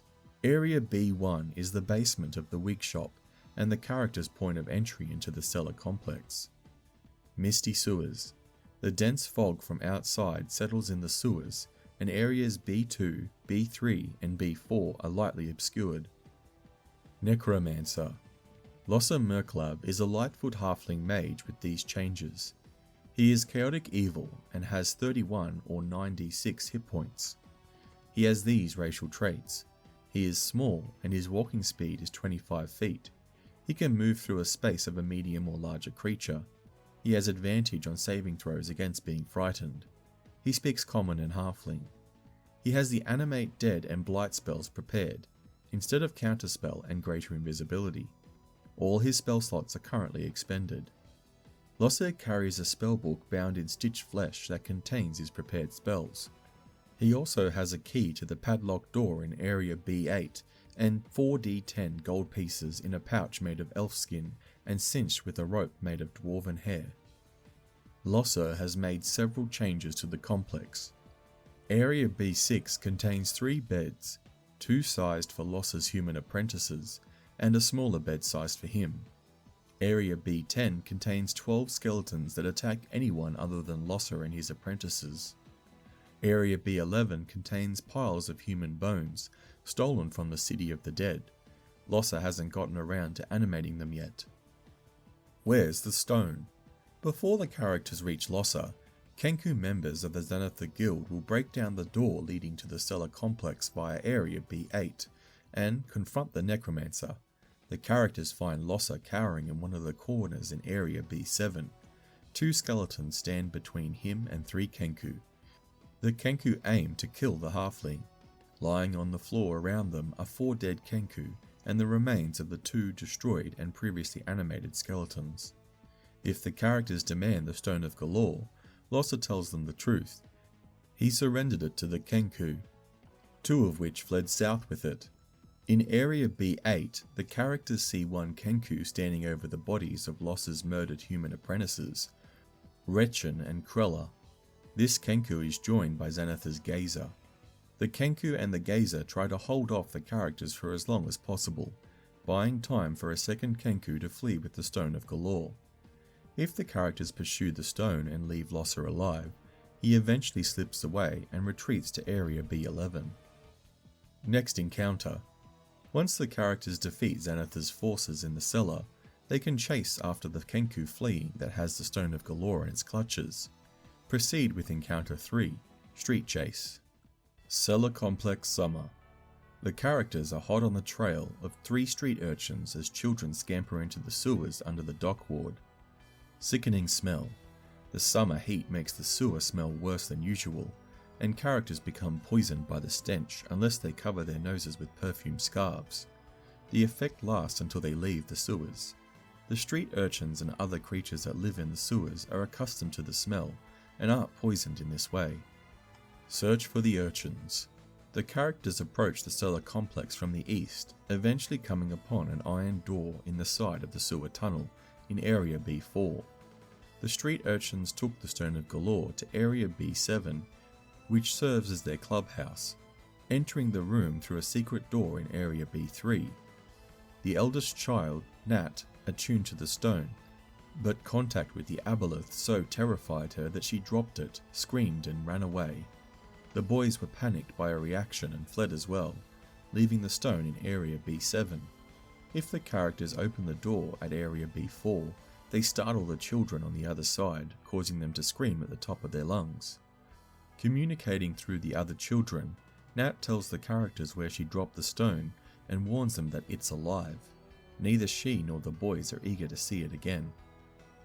Chair today, gone tomorrow. If the characters head to Area B7, they see the Stone of Golorr underneath a wooden rocking chair. If the street urchins are present, one of them asks, "Where did that rocking chair come from?" The rocking chair is a mimic from Area B9B. It heard the urchin's screams and investigated, hoping to snare an easy meal. It attacks anyone who harms it or reaches for the stone. Next encounter. Once the characters obtain the Stone of Golorr, they can leave the cellar complex. Proceed with Encounter 8, Courthouse. Cellar Complex, Autumn. The characters have been encouraged to explore a Xanathar Guild hideout under the southern ward. They enter the location through Area B1. The Xanathar Guild roster table provides a summary of the forces stationed throughout the complex. Xanathar Guild roster. In Area B5, there are 2 goblins behind arrow slits. In Area B6, 1 half-ogre that became poisoned after drinking 6 casks of cheap wine. Area B7, 3 Duergar and 1 Gazer standing guard while Thorvin Twinbeard works on a mechanical beholder. Area B8, Korgstrug Olgsglum, the Duergar leader with 40 hit points, is seated on a stone chair and attended by 3 kobolds. Area B10 has 7 troglodytes lurking in the shadows. And Area B11A has 1 gibbering mouther guarding a treasure chest in Area B11B. Thorvin Twinbeard. Thorvin serves as Xanathar's chief engineer and trapsmith. He also serves the Harpers as a paid informant, keeping that faction appraised of what Xanathar's plans are as well as he can. Thorvin uses a ruse of maintenance inspections to cover up secret meetings he holds with Harper spies in Skullport and elsewhere. Thorvin wears iron-rimmed spectacles and carries a large, heavy wrench that doubles as a club. He also carries mason tools, smith tools, and thieves' tools, and has proficiency with all three. Game statistics. Thorvin is a shield dwarf commoner with these changes. Thorvin is lawful neutral. He has these racial traits. His walking speed is 25 feet. He has advantage on saving throws against poison and resistance to poison damage. He has dark vision out to a range of 60 feet. He speaks Common and Dwarvish. He has an intelligence of 16 with a +3 modifier. Mechanical Beholder. A mechanical beholder built for the Days of Wonder Parade lies on its side in Area B7.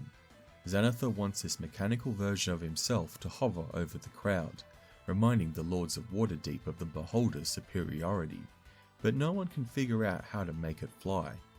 A character can use an action to try to activate the machine, doing so with a successful DC 10 intelligence check. The activated beholder shoots dazzling lights from its eye stalks for 1 minute, then stops working.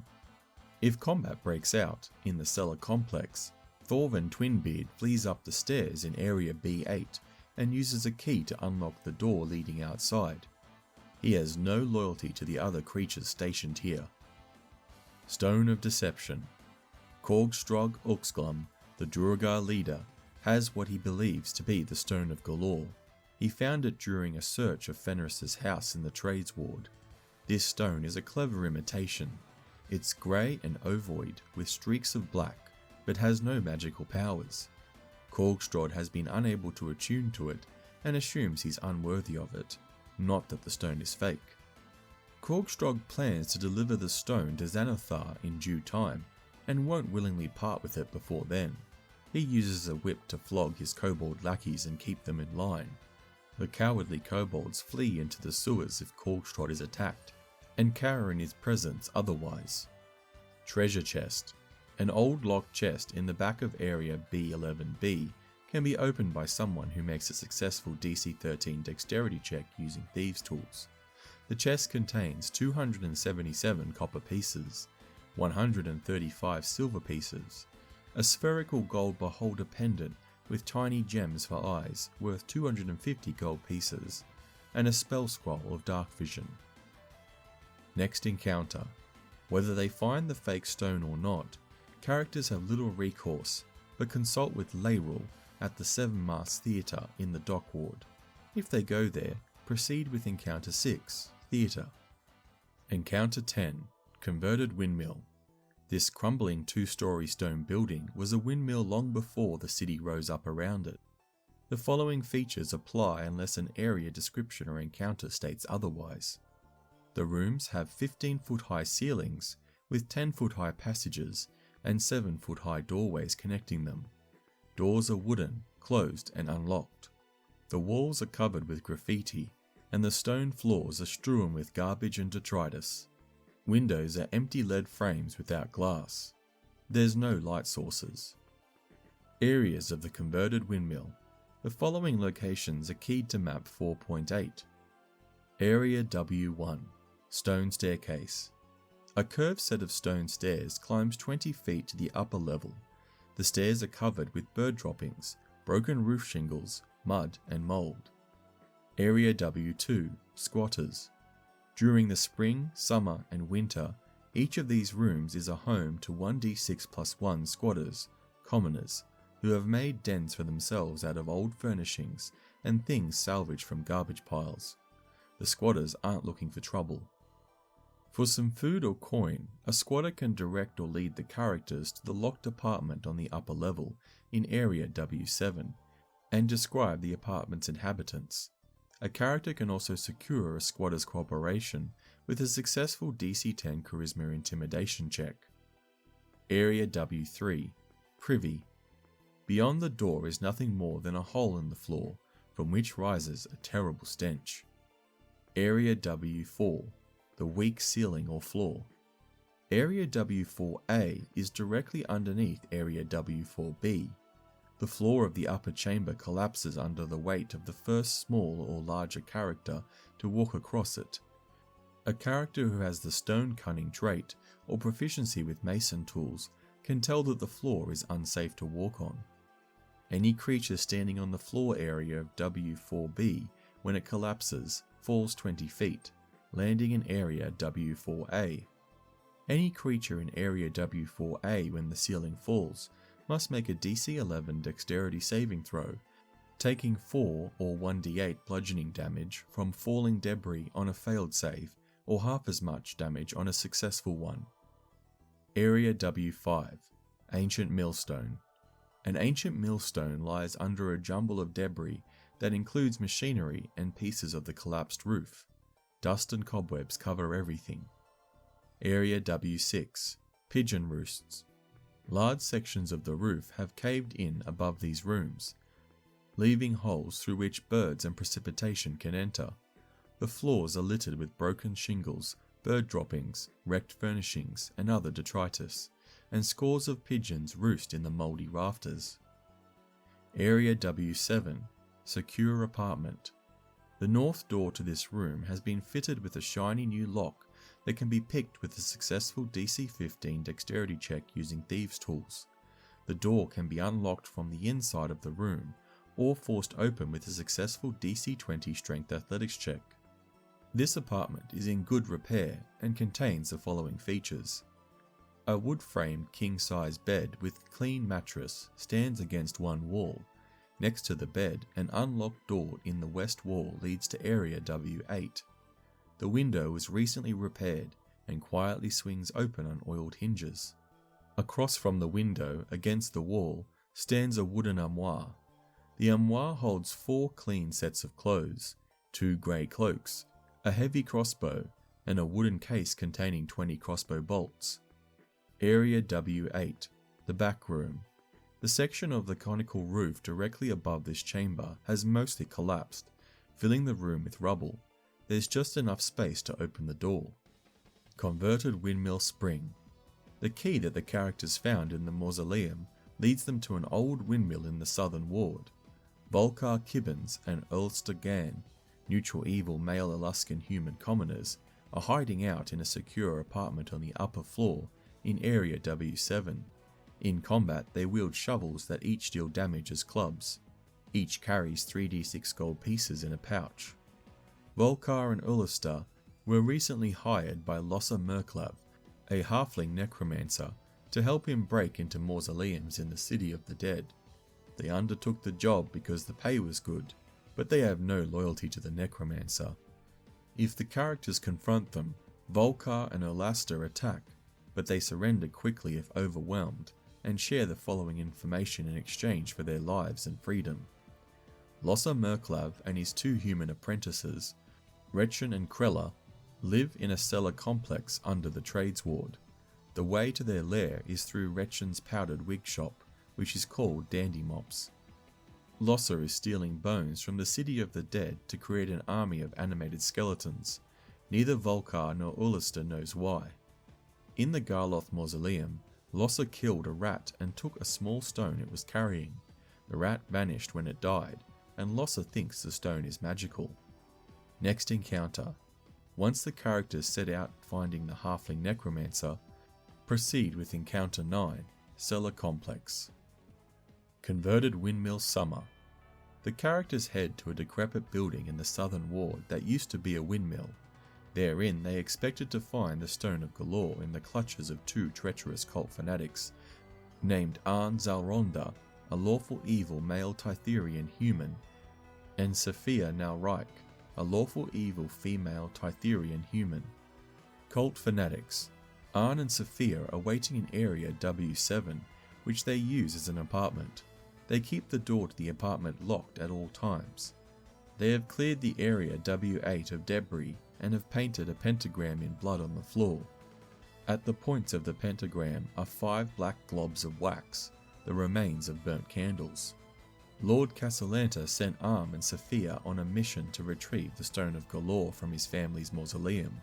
He also gave them secret orders to dispose of 3 other members of the cult, whom he couldn't trust to keep quiet about the stone.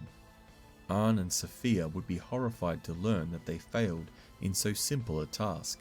They try to correct their mistake by killing Valel Lavelle if she's with the party, as described in Mausoleum Summer. Devil's Arrival. As characters try to break into the cult fanatic's apartment, 3 spine devils arrive. The devils fly to the tower, knocking on the apartment window, and are led inside by Sophia, whereupon Arn gives one of them the Stone of Golorr. When the characters enter, they see the devils fly off with the stone. The cult fanatics do everything in their power to enable the devils to escape. Next encounter. If the characters deal with the cult fanatics, they can chase after the fleeing spine devils by running across rooftops. Proceed with encounter 5, Rooftop Chase. Converted Windmill, Autumn. This old stone windmill was converted into a residence over a century ago and has fallen into disrepair. An eccentric Waterdeepian artist lives here, and she hasn't been the same since her true love abandoned her. There are no squatters in the residence. The outside doors are always locked.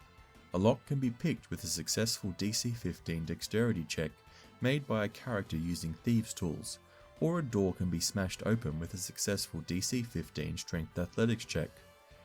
Any attempt to break into the tower is 75% likely to be seen or heard by one of Kalin's neighbours.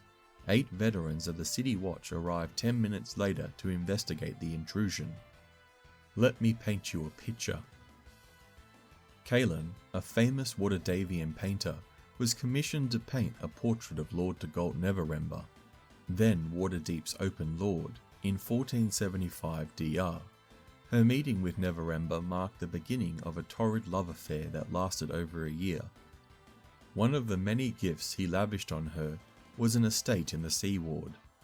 Their relationship faltered as Dagult's visits to Neverwinter became more frequent and extended. He made promises to Kalin that he failed to keep, and when she raised the subject of faithful commitment, he treated her poorly, for his true love was Neverwinter. Kalin became enraged after Dagult's rejection and turned to painting monsters that, in her mind, represented him. Her power to harness the weave clings to the fabric of her works, giving her the ability to bring these monsters to life on command. Ultimately, Neverember used his influence to ruin Kalin and divorce her from Waterdeep's high society. She was allowed to keep her home, but her works and her reputation were destroyed, slowly and methodically. Kalin's spirit was broken, leading to the onset of madness. Now she locks herself away, content to let time erode the last of her conscience. She always saw Dagult and Waterdeep as one and the same. Now they are both her mortal enemies. Visiting the residence. Kalin is unable to behave politely before strangers, for she believes they're all assassins sent by Dagult Neverember to murder her. The only person with whom she's civil is Vaspar Holmdreg, a lawful good male Alaskan human priest, who rents a room in the west wing of the residence, and works at the North Ward at the Hospice of St. Leopson, a temple of Ilmatar, god of suffering. Vaspar is an old man in his 70s, half blind with cataracts, who brings her food twice a week, firewood 3 times a week in winter, and painting supplies every few months. Vaspar has the key that unlocks the outer doors of Kalin's residence. Displayed in every room except Area W5 is one of Kalin's paintings. To determine the subject of any given painting, roll a d12 and consult the painting subject's table. It's possible for a subject to appear more than once. The residence is also crawling with rats. If Kalin is attacked, these vermin form 6 swarms of rats that defend her. Kalin's paintings. On the result of a 1, the painting is of an ant keg. On a result of a 2, the painting is of a carrion crawler. On the result of a 3, the painting is of a displacer beast. On the result of a 4, the painting is an ettercap. On the result of a 5, the painting is of gargoyle. On a result of a 6, the painting is of a ghost. On a result of 7, the painting is of a gibbering mouther. On a result of 8, the painting is of a hellhound. On a result of 9, the painting is of a manticore. On a result of 10, the painting is of a minotaur. On a result of 11, the painting is of a mummy. And finally, on a result of 12, the painting is a werewolf. Kalin spends most of her time in Area W5, which serves as her studio. It contains mouldy scraps of food, empty pots stained with coloured paint, discarded brushes and her easel, which is situated in front of a large lead-paned window in the north wall. Upon the easel rests a fresh painting of a displacer beast. If the characters confront her, Kaelin accuses them of being assassins, brings the displacer beast to life, and commands it to attack them. Kaelin is a half-elf bard with these changes. She is chaotic evil. She has these racial traits. She has advantage on saving throws against being charmed, and magic cannot put her to sleep. Instead of the Song of Rest trait, she has the Art Imitates Life action option. Art imitates life, 3 times per day. Kaelin touches one of her paintings and causes its subject to spring forth, becoming a creature of that kind provided its challenge rating is 3 or lower. The creature appears in an unoccupied space within 5 feet of the painting, which becomes blank. The creature is friendly towards Kaelin and hostile towards all others. It rolls initiative to determine when it acts. It disappears after 1 minute, when it is reduced to 0 hit points, or when Kaelin dies or falls unconscious. Path to the Vault. A heavy stone trapdoor in the floor area of W4A can be found with a thorough search of the room and a successful DC 12 Wisdom Perception check. Pulling open the door reveals a stone staircase that descends 120 feet to a 20-foot wide corridor, which extends for another 60 feet and ends before the doors of the Vault of Dragons. Kaelin and Vaspar know nothing of the vault or the trapdoor that leads to it. Converted Windmill Winter. An evil dragonborn named Thrakus has converted an old fire-scorched windmill in the Field Ward into a butcher's shop. A member of the Guild of Butchers, Thrakus has a lucrative side business. Zents loyal to Manshoon pay Thrakus to chop up people they kill, and he sells the meat on the sly. As Dead Winter Day approaches, this meat is in high demand.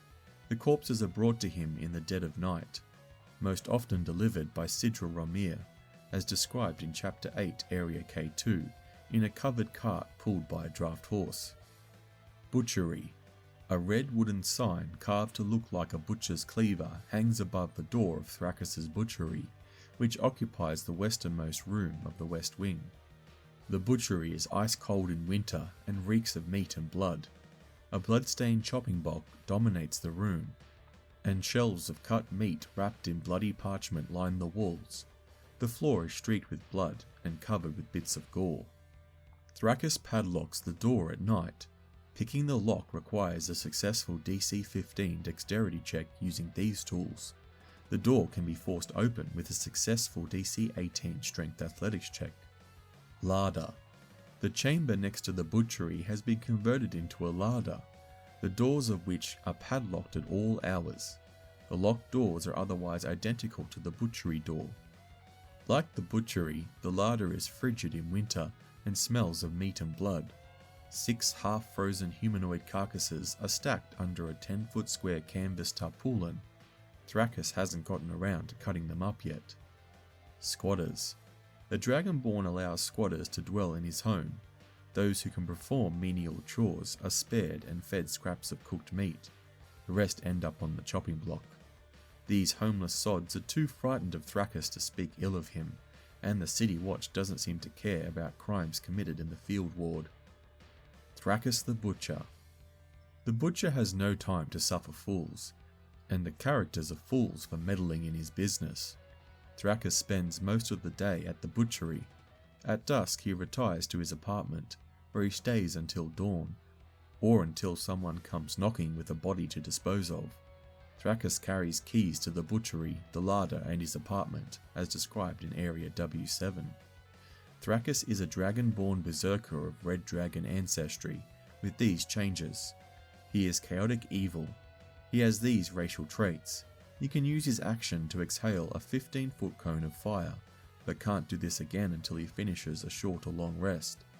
Each creature in the cone must make a DC 13 dexterity saving throw, taking 2d6 fire damage on a failed save, or half as much on a successful one. He has resistance to fire damage. He speaks Common and Draconic. Where's the stone? Thrakus hid the Stone of Golorr in a recent meat delivery to an alley in the Trades Ward. Thrakus doesn't keep records of his illegal transactions, so the characters must interrogate him or one of the commoners that dwell in his residence. Thrakus is belligerent and not eager to give up his Zent friends. A charm person spell or similar magic is needed to compel him to talk. His squatters are another matter. They roll over on Thrakus quickly to save their own skins once the Dragonborn Butcher no longer becomes a factor in their well-being. Either approach yields the following information. Thrakus's last shipment of meat was taken to a shop in the Trades Ward called Cuddle's Meat Pies. It's located in an alley. The meat was delivered by a member of the Guild of Butchers named Justin Rask. Thrakus paid extra coin to see it delivered quickly and quietly. Rask has a blood-splattered horse-drawn cart that he uses to make deliveries outside the field ward. The characters might know Justin Rask from their own dealings with the Guild of Butchers. Next encounter. If the characters follow the trail of the meat delivery, proceed with Encounter 1, Alley. Vault Keys. At the end of an encounter chain, a character who is attuned to the Stone of Golorr can learn the location of the Vault of Dragons, and what 3 keys are needed to open its doors. The artifact also reveals an adult gold dragon named Arronax guards the vault. The 3 keys needed to open the vault are chosen by you or determined randomly by rolling on the vault keys table. Illusory versions of keys don't open the door. Every key can be found or procured in Waterdeep. If the characters don't already know the location of a key, they can gather information about it.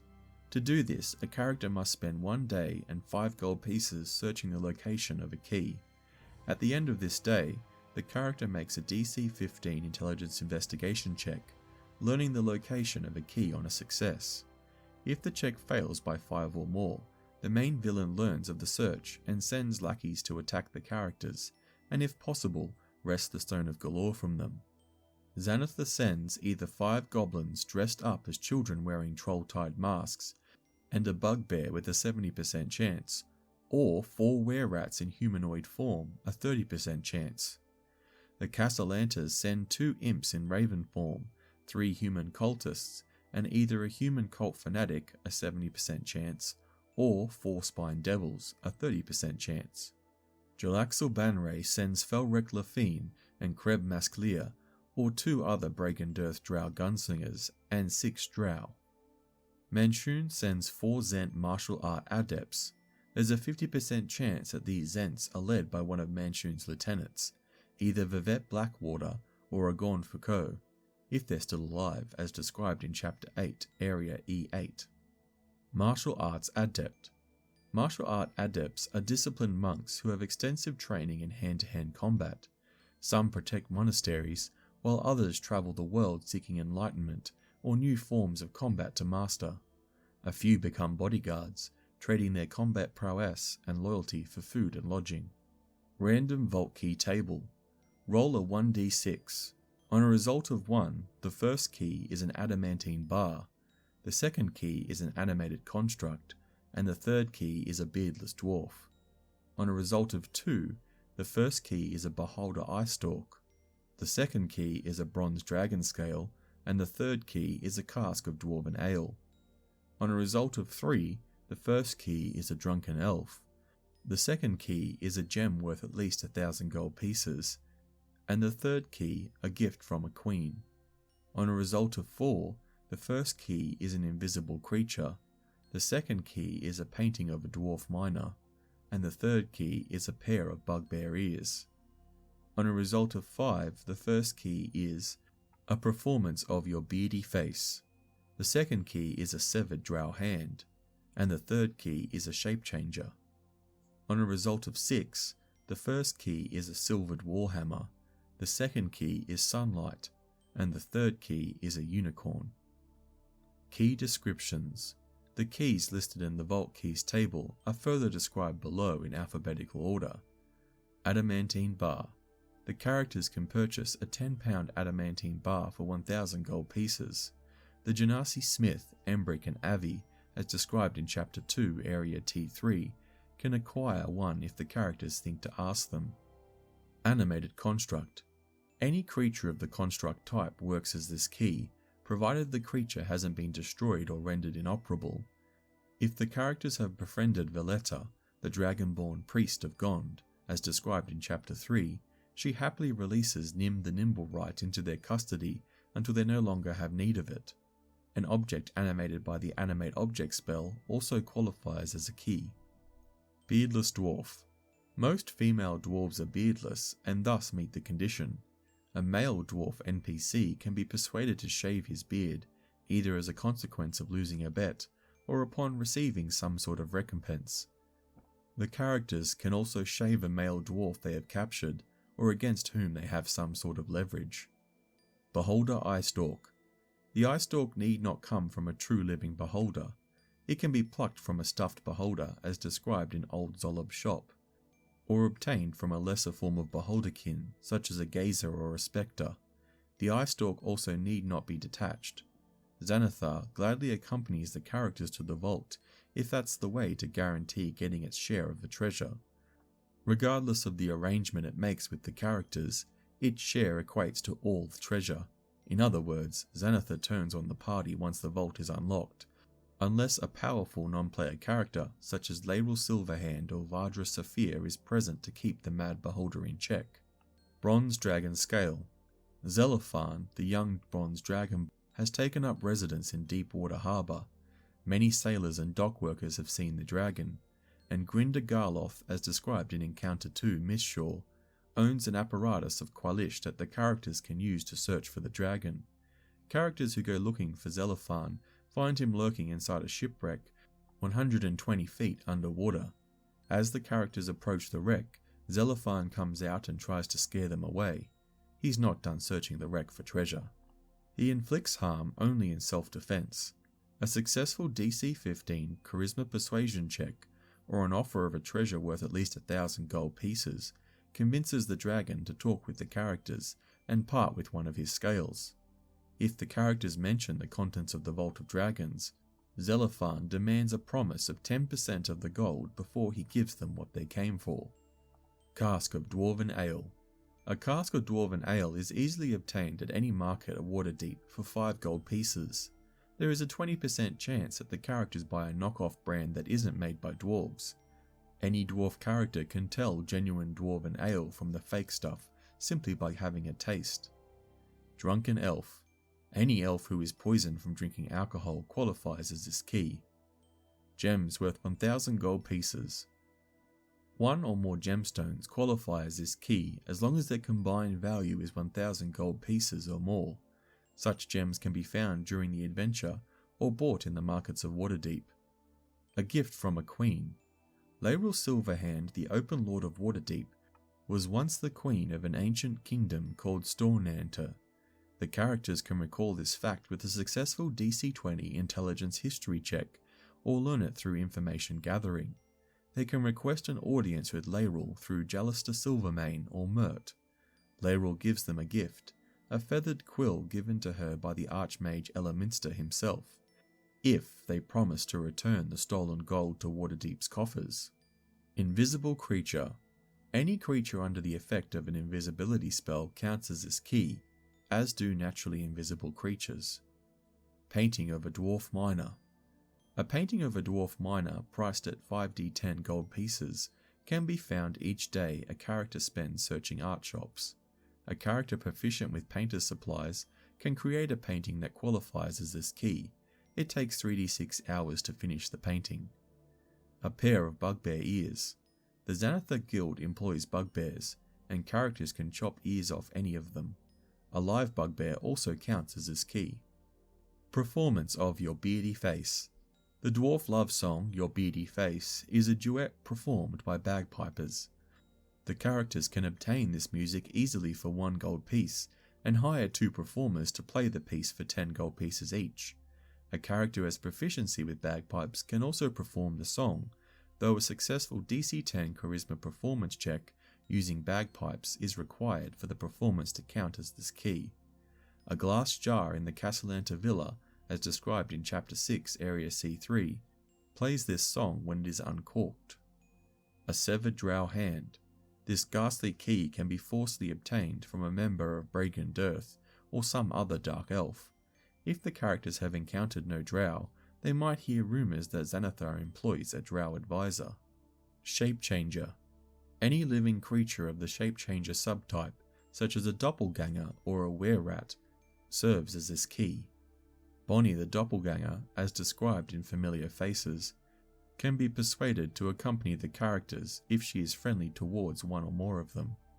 The characters can also reach out to the Shard Shunners, a local gang of halfling were-rats.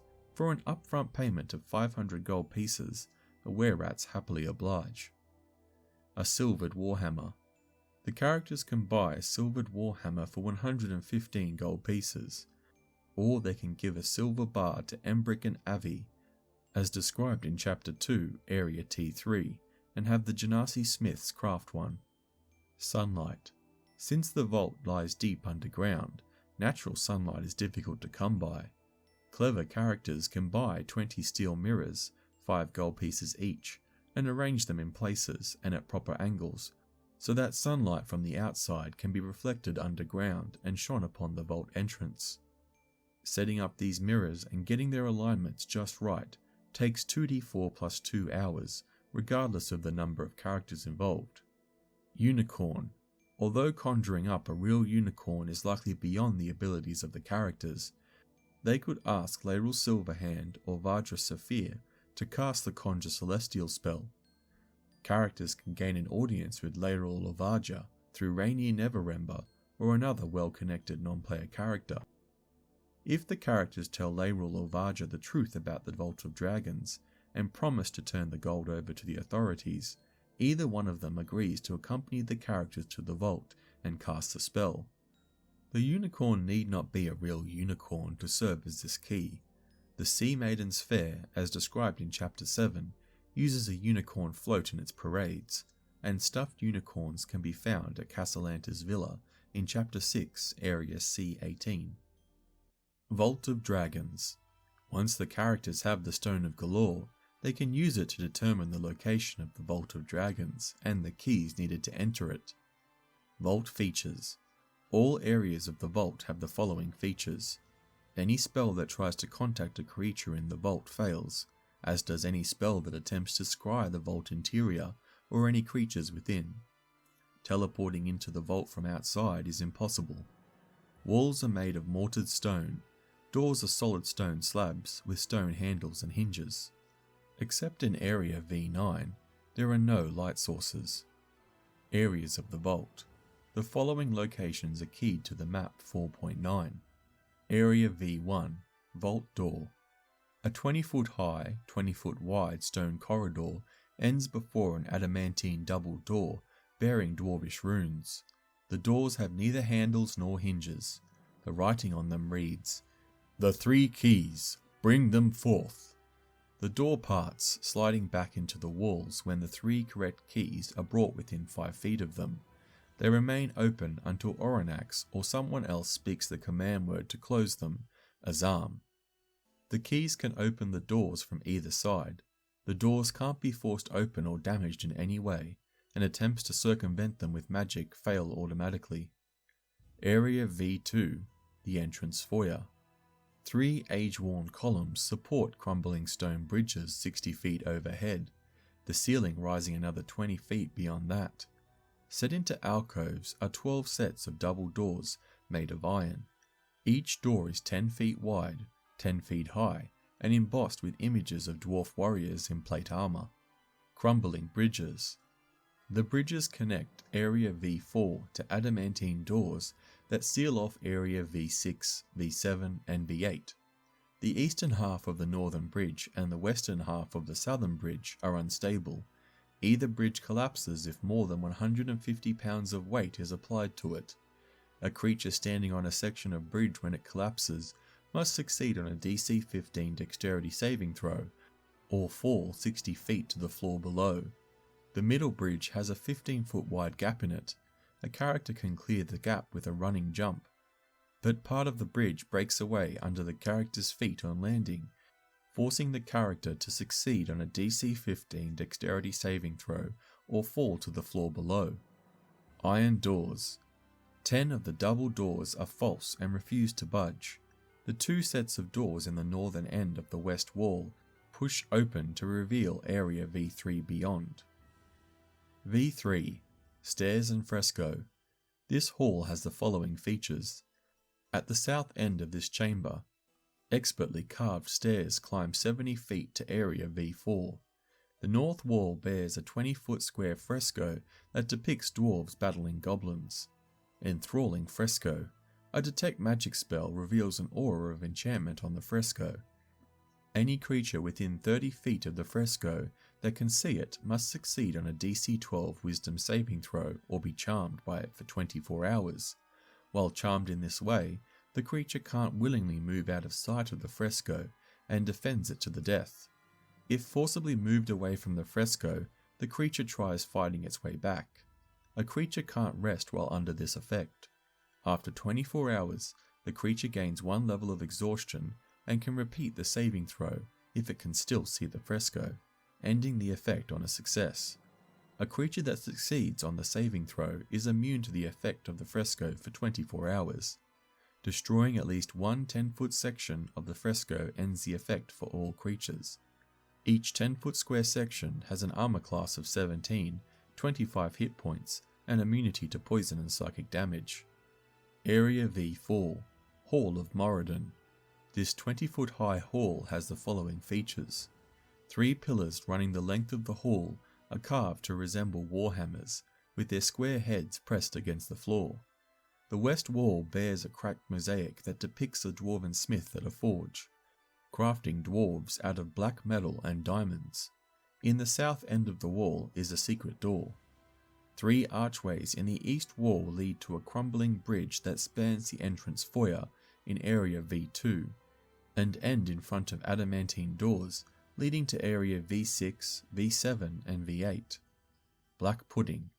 A little more than halfway down the hall, a section of the western mural has broken off, forming a heap of shattered tile on the floor. A crack in the wall conceals a black pudding that gushes out and attacks characters who inspect the damage. Secret Door. A character who searches the hall for secret doors and succeeds on a DC 17 Wisdom Perception check notices the outline of a secret door that leads to Area V5. The door opens automatically when a dwarf or a creature transformed into a dwarf with an Alter Self spell or similar magic touches it. Otherwise, a successful DC 17 Strength Athletics check is needed to push open the heavy door. Area V5. The Secret Room. This dust-filled room has lain untouched since the time of the Delzoan dwarves. Green copper urns on platforms overflow with coins, gems and more. Treasure. This room holds 5 copper urns, worth 25 gold pieces each. Urn 1 contains 5 tourmalines, worth 100 gold pieces each, mixed in with 200 copper pieces. Urn 2 contains a ring of warmth, mixed in with 10 ordinary gold rings worth 25 gold pieces each, and 650 silver pieces. Urn 3 is piled high with 250 gold pieces. Urn 4 holds 33 blue quartz gemstones worth 10 gold pieces each. Urn 5 holds a 9-inch tall silver statuette of a dwarf priest of Moradin with amethyst eyes, worth 250 gold pieces and weighing 10 pounds. Area V6. Hammer and Anvil. The adamantine door to this room has an arcane lock spell cast on it, but it swings open when a dwarf or creature transformed into a dwarf touches it. Another creature can force it open with a successful DC 21 Strength Athletics check. A knock spell or similar magic also opens it. The door swings into the room on stiff adamantine hinges. The north, east and southern walls of this 20-foot high room are adorned with dust-covered frescoes depicting dwarf smiths at work in their forges. An iron anvil sits atop a raised stone block in the middle of the floor. Both fixtures are draped in cobwebs. Frescoes. A character who inspects the wall frescoes and succeeds on a DC 10 Wisdom Perception check notices that the stone hammer being wielded by the smith in the fresco on the southern wall can be taken away from where it rests. When removed, it leaves a hammer-shaped indentation in the wall. Etched into the side of the hammer that was facing the wall is the following inscription in dwarvish runes. "Let hearts be filled and battles won." The hammer must be removed from its indentation before the inscription can be seen. Iron Anvil. If the characters clear away the cobwebs, they see an inscription on the front of the stone block. Written in dwarvish runes, it reads as follows: "Let the hammer fall and the anvil ring." If the anvil is struck by the stone hammer that was taken from the wall, each creature in the room that can hear the anvil gains 10 temporary hit points that last for 24 hours. Once the anvil has bestowed this gift, it can't do so again for 24 hours. Area V7, Dumathan's Secret. This room is sealed by an adamantine door similar to the one in Area V6. The room contains the following features: 4 suits of rusted plate armor, sans helmets, sized for dwarves, stand in the corner of this 20-foot high room. Each suit is draped in cobwebs. Dwarvish runes are carved into the far wall. The inscription reads, "A secret never told before will part Dumathian's lips." A successful DC 14 Intelligence Religion check identifies Dumathian as the dwarven god of secrets. Any dwarf character automatically knows this. Secret Stair. The engraving on the wall is a clue that this room holds a secret, specifically a trapdoor, so well hidden that it can't be found using magic or searching. But when a creature in the room speaks aloud a secret, the trapdoor flips open, giving access to a spiral stone staircase that descends 120 feet to Area V9. The spoken admission must be true, and it must be something the character has not previously revealed. Area V8, All Fire Eyes. This room has the following features: a 10-foot tall painted statue of an armoured male dwarf wielding a battle axe and wearing a mask stands at the back of this 20-foot high room. Before the statue set into the floor is an adamantine trapdoor with a pull ring along one side. Trap. A successful DC 17 Intelligence Religion check enables the characters to recognize the statue as a depiction of Gorm Golfin, the dwarven god of vigilance known as Fire Eyes. The statue melds seamlessly with the floor and can't be toppled. It also seems impervious to damage. A detect magic spell reveals an aura of evocation magic on the statue. The trapdoor is false and can't be lifted. Anyone who touches the trapdoor or pull its ring must succeed on a DC 18 dexterity saving throw or be struck by rays of magical fire that springs from the statue's eyes, dealing 22 or 4d10 fire damage. The trap doesn't trigger if the target has total cover. Area V9, the main vault. When the characters arrive here for the first time, describe the room as follows. Although deep underground, this vault is lit by streams of sunlight that pour down from the ceiling, catching motes of dust in their luminous pools. Ornate columns support a 30-foot high vaulted ceiling, which is adorned with carvings of dwarves basking in the presence of their gods. Deep alcoves line the wall, and piled in one of them is a vast golden trove. Out of the dusty gloom steps an aged dwarf clutching a staff carved and painted to resemble a pair of intertwined dragons, one red and one gold. Despite the dwarf's age, his eyes are steady and bright.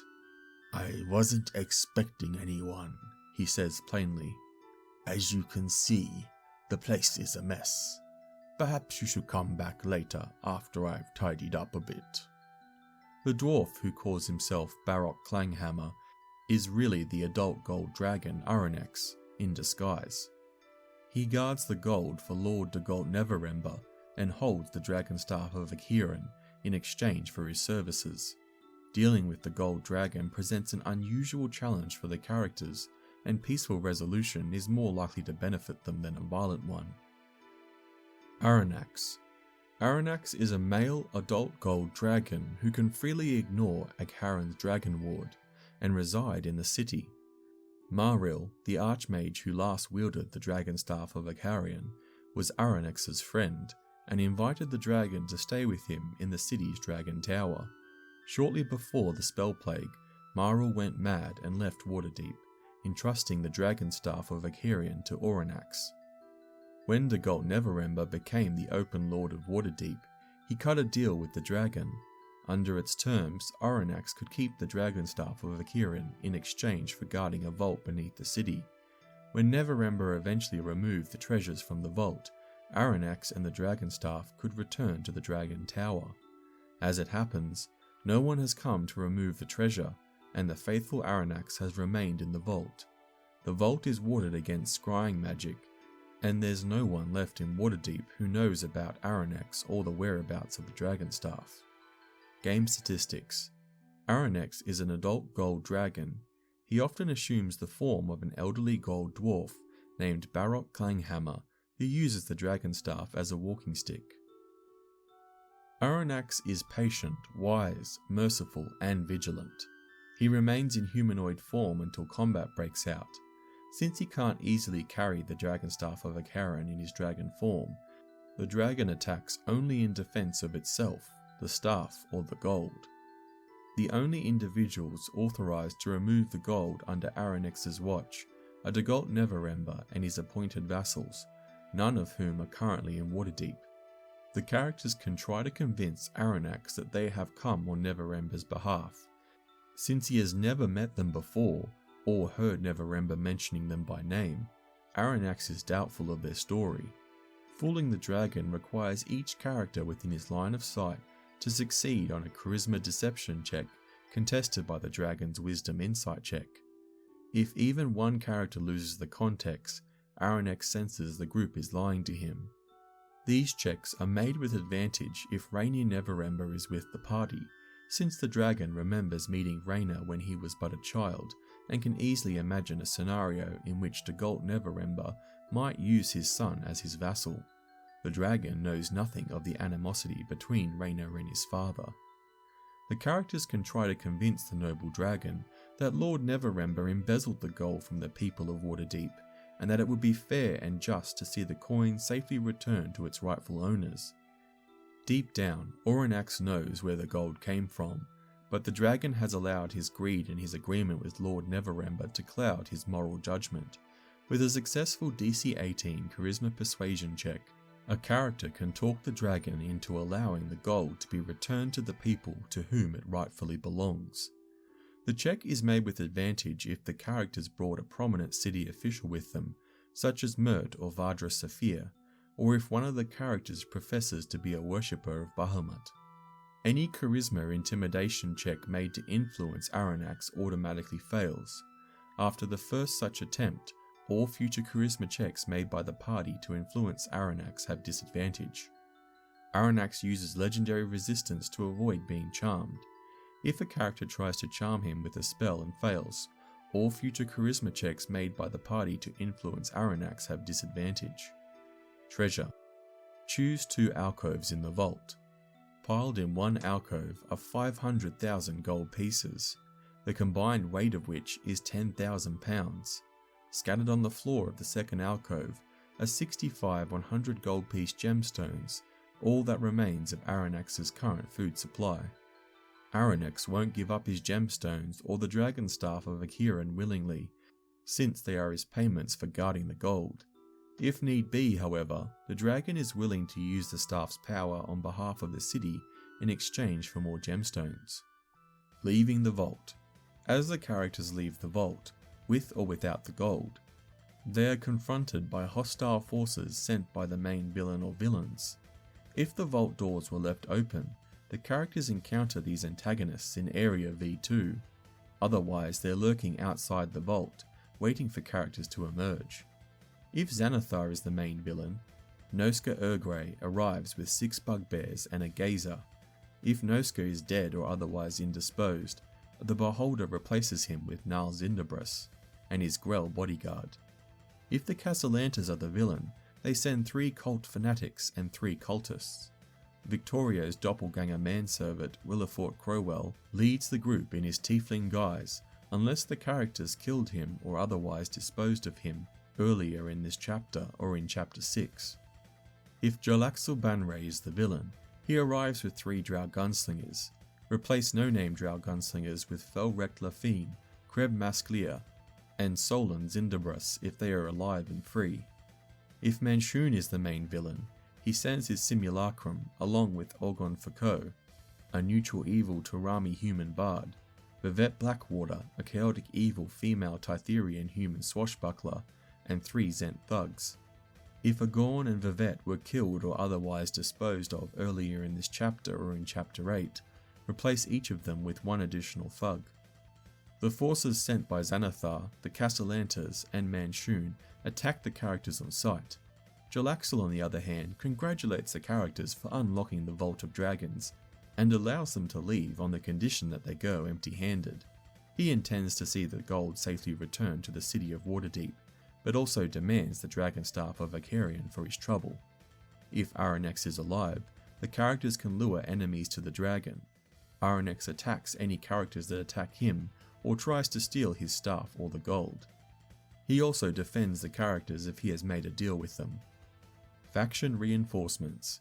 If the characters joined 1 or more factions in Waterdeep and kept them informed of their progress, you can have reinforcements arrive to help combat the villains or introduce new elements to the situation.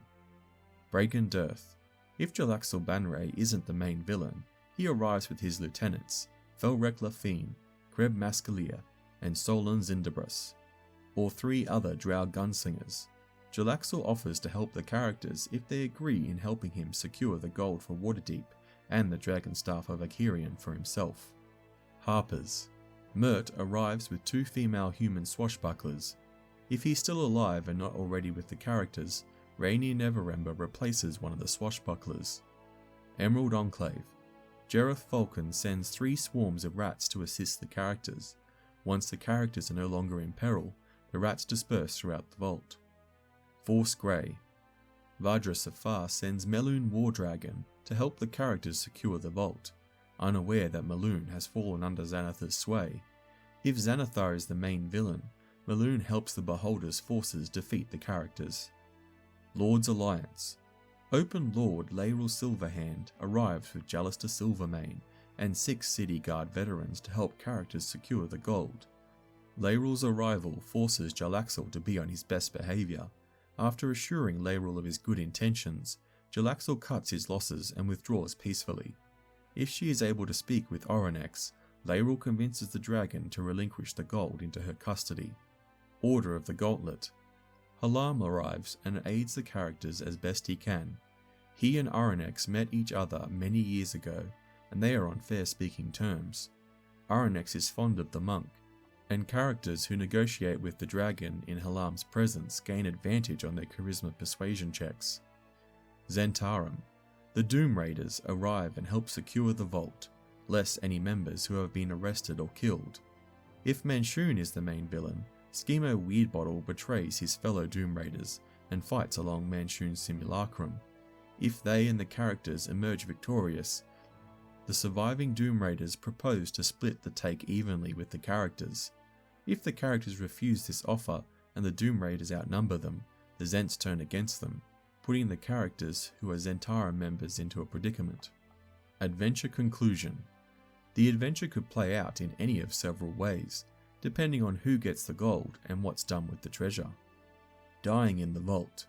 If the characters die in the Vault of Dragons with the Stone of Golorr, and the main villain doesn't know the vault's location, the secrets of the vault die with them.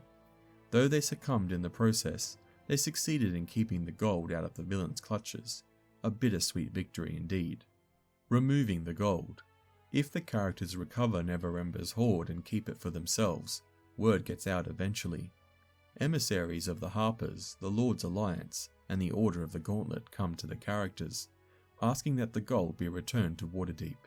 If the characters refuse to give it up, they are stripped of any memberships they might hold in these factions, and quickly find themselves in political hot water. The Lords of Waterdeep charge them with the crime of robbery against the citizens of the city. The characters face up to 1 month of hard labour, plus damages equal to the value of the stolen currency plus 500 gold pieces. If they try to flee the city guard apprehends and imprisons them. If they somehow evade local authorities, Harpers and agents of the Lord's Alliance pursue them tirelessly. Laeral Silverhand is prepared to let the characters keep 1/10 of the treasure, 50,000 gold pieces, for themselves. Even that much coin attracts unwanted attention in the form of several people who beg loans or donations from them. Emek Froon needs 1,500 gold pieces to pay off a loan with interest. If he doesn't repay the coin in a 10-day, Istrid Horn sends Zentarum thugs to threaten, if not hurt him. Emek comes to the characters with hat in hand, preying on their generosity while denying any wrongdoings on his part. Davil Starsong asks the characters for a donation of 5,000 gold pieces to keep his branch of the Zentarum afloat in Waterdeep. Recent altercations and legal issues have drained the Doom Raiders' coffers. If the characters refuse, the Doom Raiders are driven out of the city, yielding control of the Zentarum in Waterdeep to Manshoon if he's alive. Floon Blagmar asks the characters to give him 500 gold pieces to cover a hefty gambling debt. If the characters refuse to give Floon the gold, he vanishes without a trace 1d10 days later. Volothamp Gadam asks the characters for 5,000 gold pieces to fund an expedition that he hopes will inspire a future book, for which he'll give them special mention in said masterwork. If the characters seem hesitant, Volo reminds them that were it not for his starting them off on this adventure, they wouldn't have the gold in the first place. Jalen Umbrusk, a masked lord in debt to Manshoon, requests an interest-free loan of 10,000 gold pieces, which she vows to repay within a year. In exchange, she promises to use her considerable influence with the Lords of Waterdeep to help them in the future. If the characters oblige, she makes good on her promises to pay them back, and grants them a special favour as described in Chapter 7 of the Dungeon Master's Guide under the Marks of Prestige.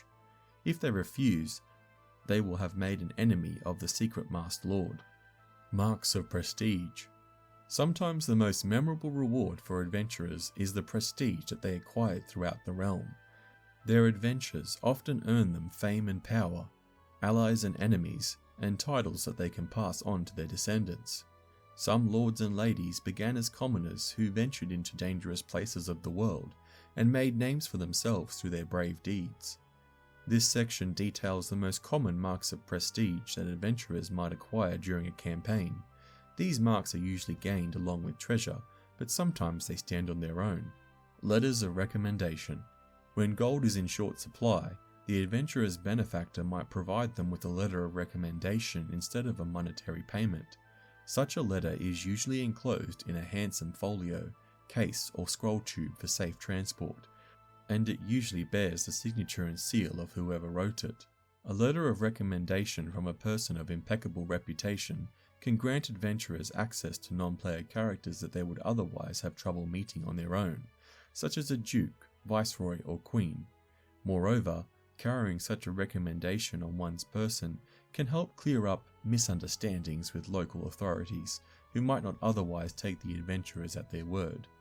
A letter of recommendation is worth only as much as the person who wrote it, and offers no benefits in places where the letter holds no sway. Medals. Although they are often fashioned from gold and other precious materials, medals have an even greater symbolic value to those who award and receive them. Medals are typically awarded by powerful political figures for acts of heroism, and wearing a medal is usually enough to earn the respect of those who understand its significance.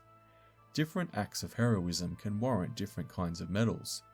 The King of Gralhund in the Eberron campaign setting might award a royal badge of valour shaped like a shield made of ruby and electrum to adventurers for defending Brelish citizens, while the Golden Bear of Gralhund, a medal made of gold shaped in the likeness of a bear's head with gems for eyes, might be reserved for adventurers who prove their allegiance to the Brelish crown by uncovering and defending a plot to end the Treaty of Thornhold and reignite the Last War.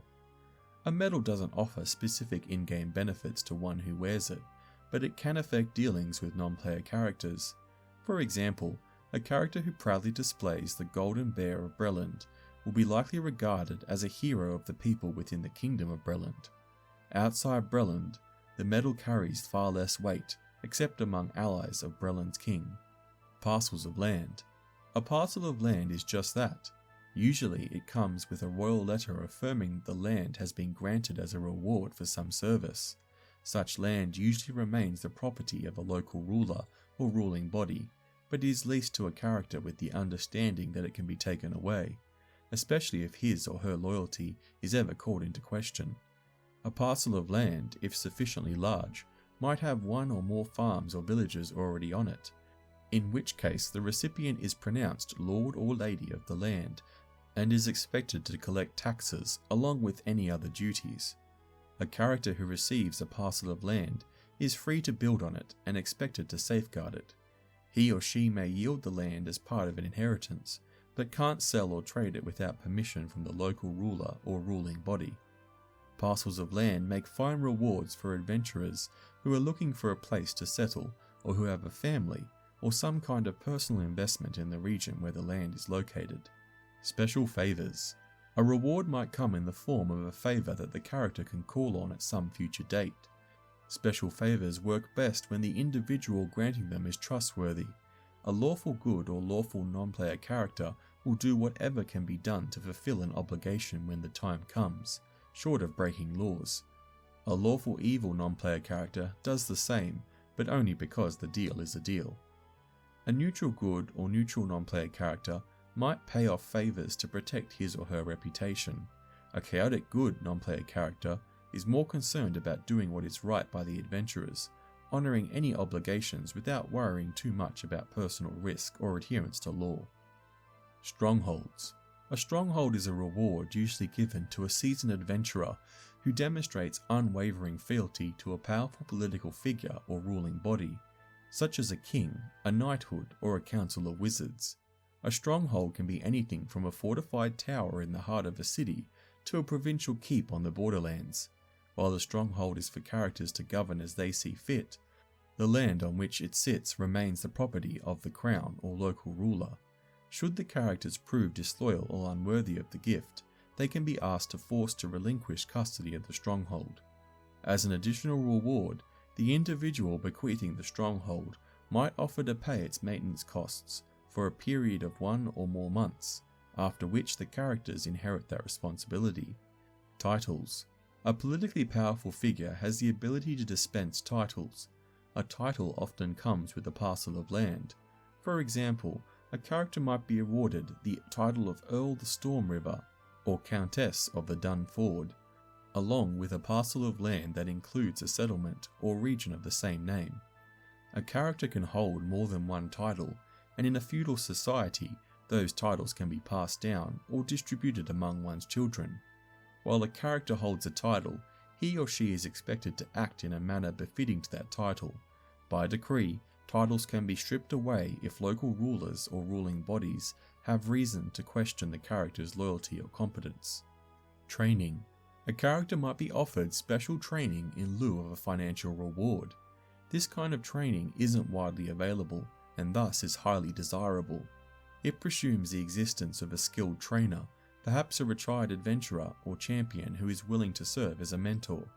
The trainer might be a reclusive wizard or a haughty sorcerer who owes the queen a favour, the knight commander of the king's guard, the leader of a powerful druid circle, a quirky monk who lives in a remote mountaintop pagoda, a barbarian chieftain, a warlock living among nomads as a fortune teller, or an absent-minded bard whose plays and poetry are known throughout the land. A character who agrees to training as a reward must spend downtime with the trainer. In exchange, the character is guaranteed to receive a special benefit. Possible training benefits include the following. The character gains inspiration daily at dawn for 1d4 plus 6 days. The character gains proficiency in a skill. The character gains a feat. Temples, charities, guilds, and down-on-their-luck strangers come knocking from time to time. What they ask for isn't much, a few gold here and there, but it all adds up. Onward and downward. Characters should be 5th level by the end of this adventure. In the weeks that follow, word of their deeds spread to every corner of Waterdeep. Finally, a note is delivered to them that reads as follows. Undermountain beckons. See you at the Yawning Portal. If the characters want to explore Undermountain, you can continue this campaign up to 20th level by continuing the adventure with Waterdeep Dungeon of the Mad Mage.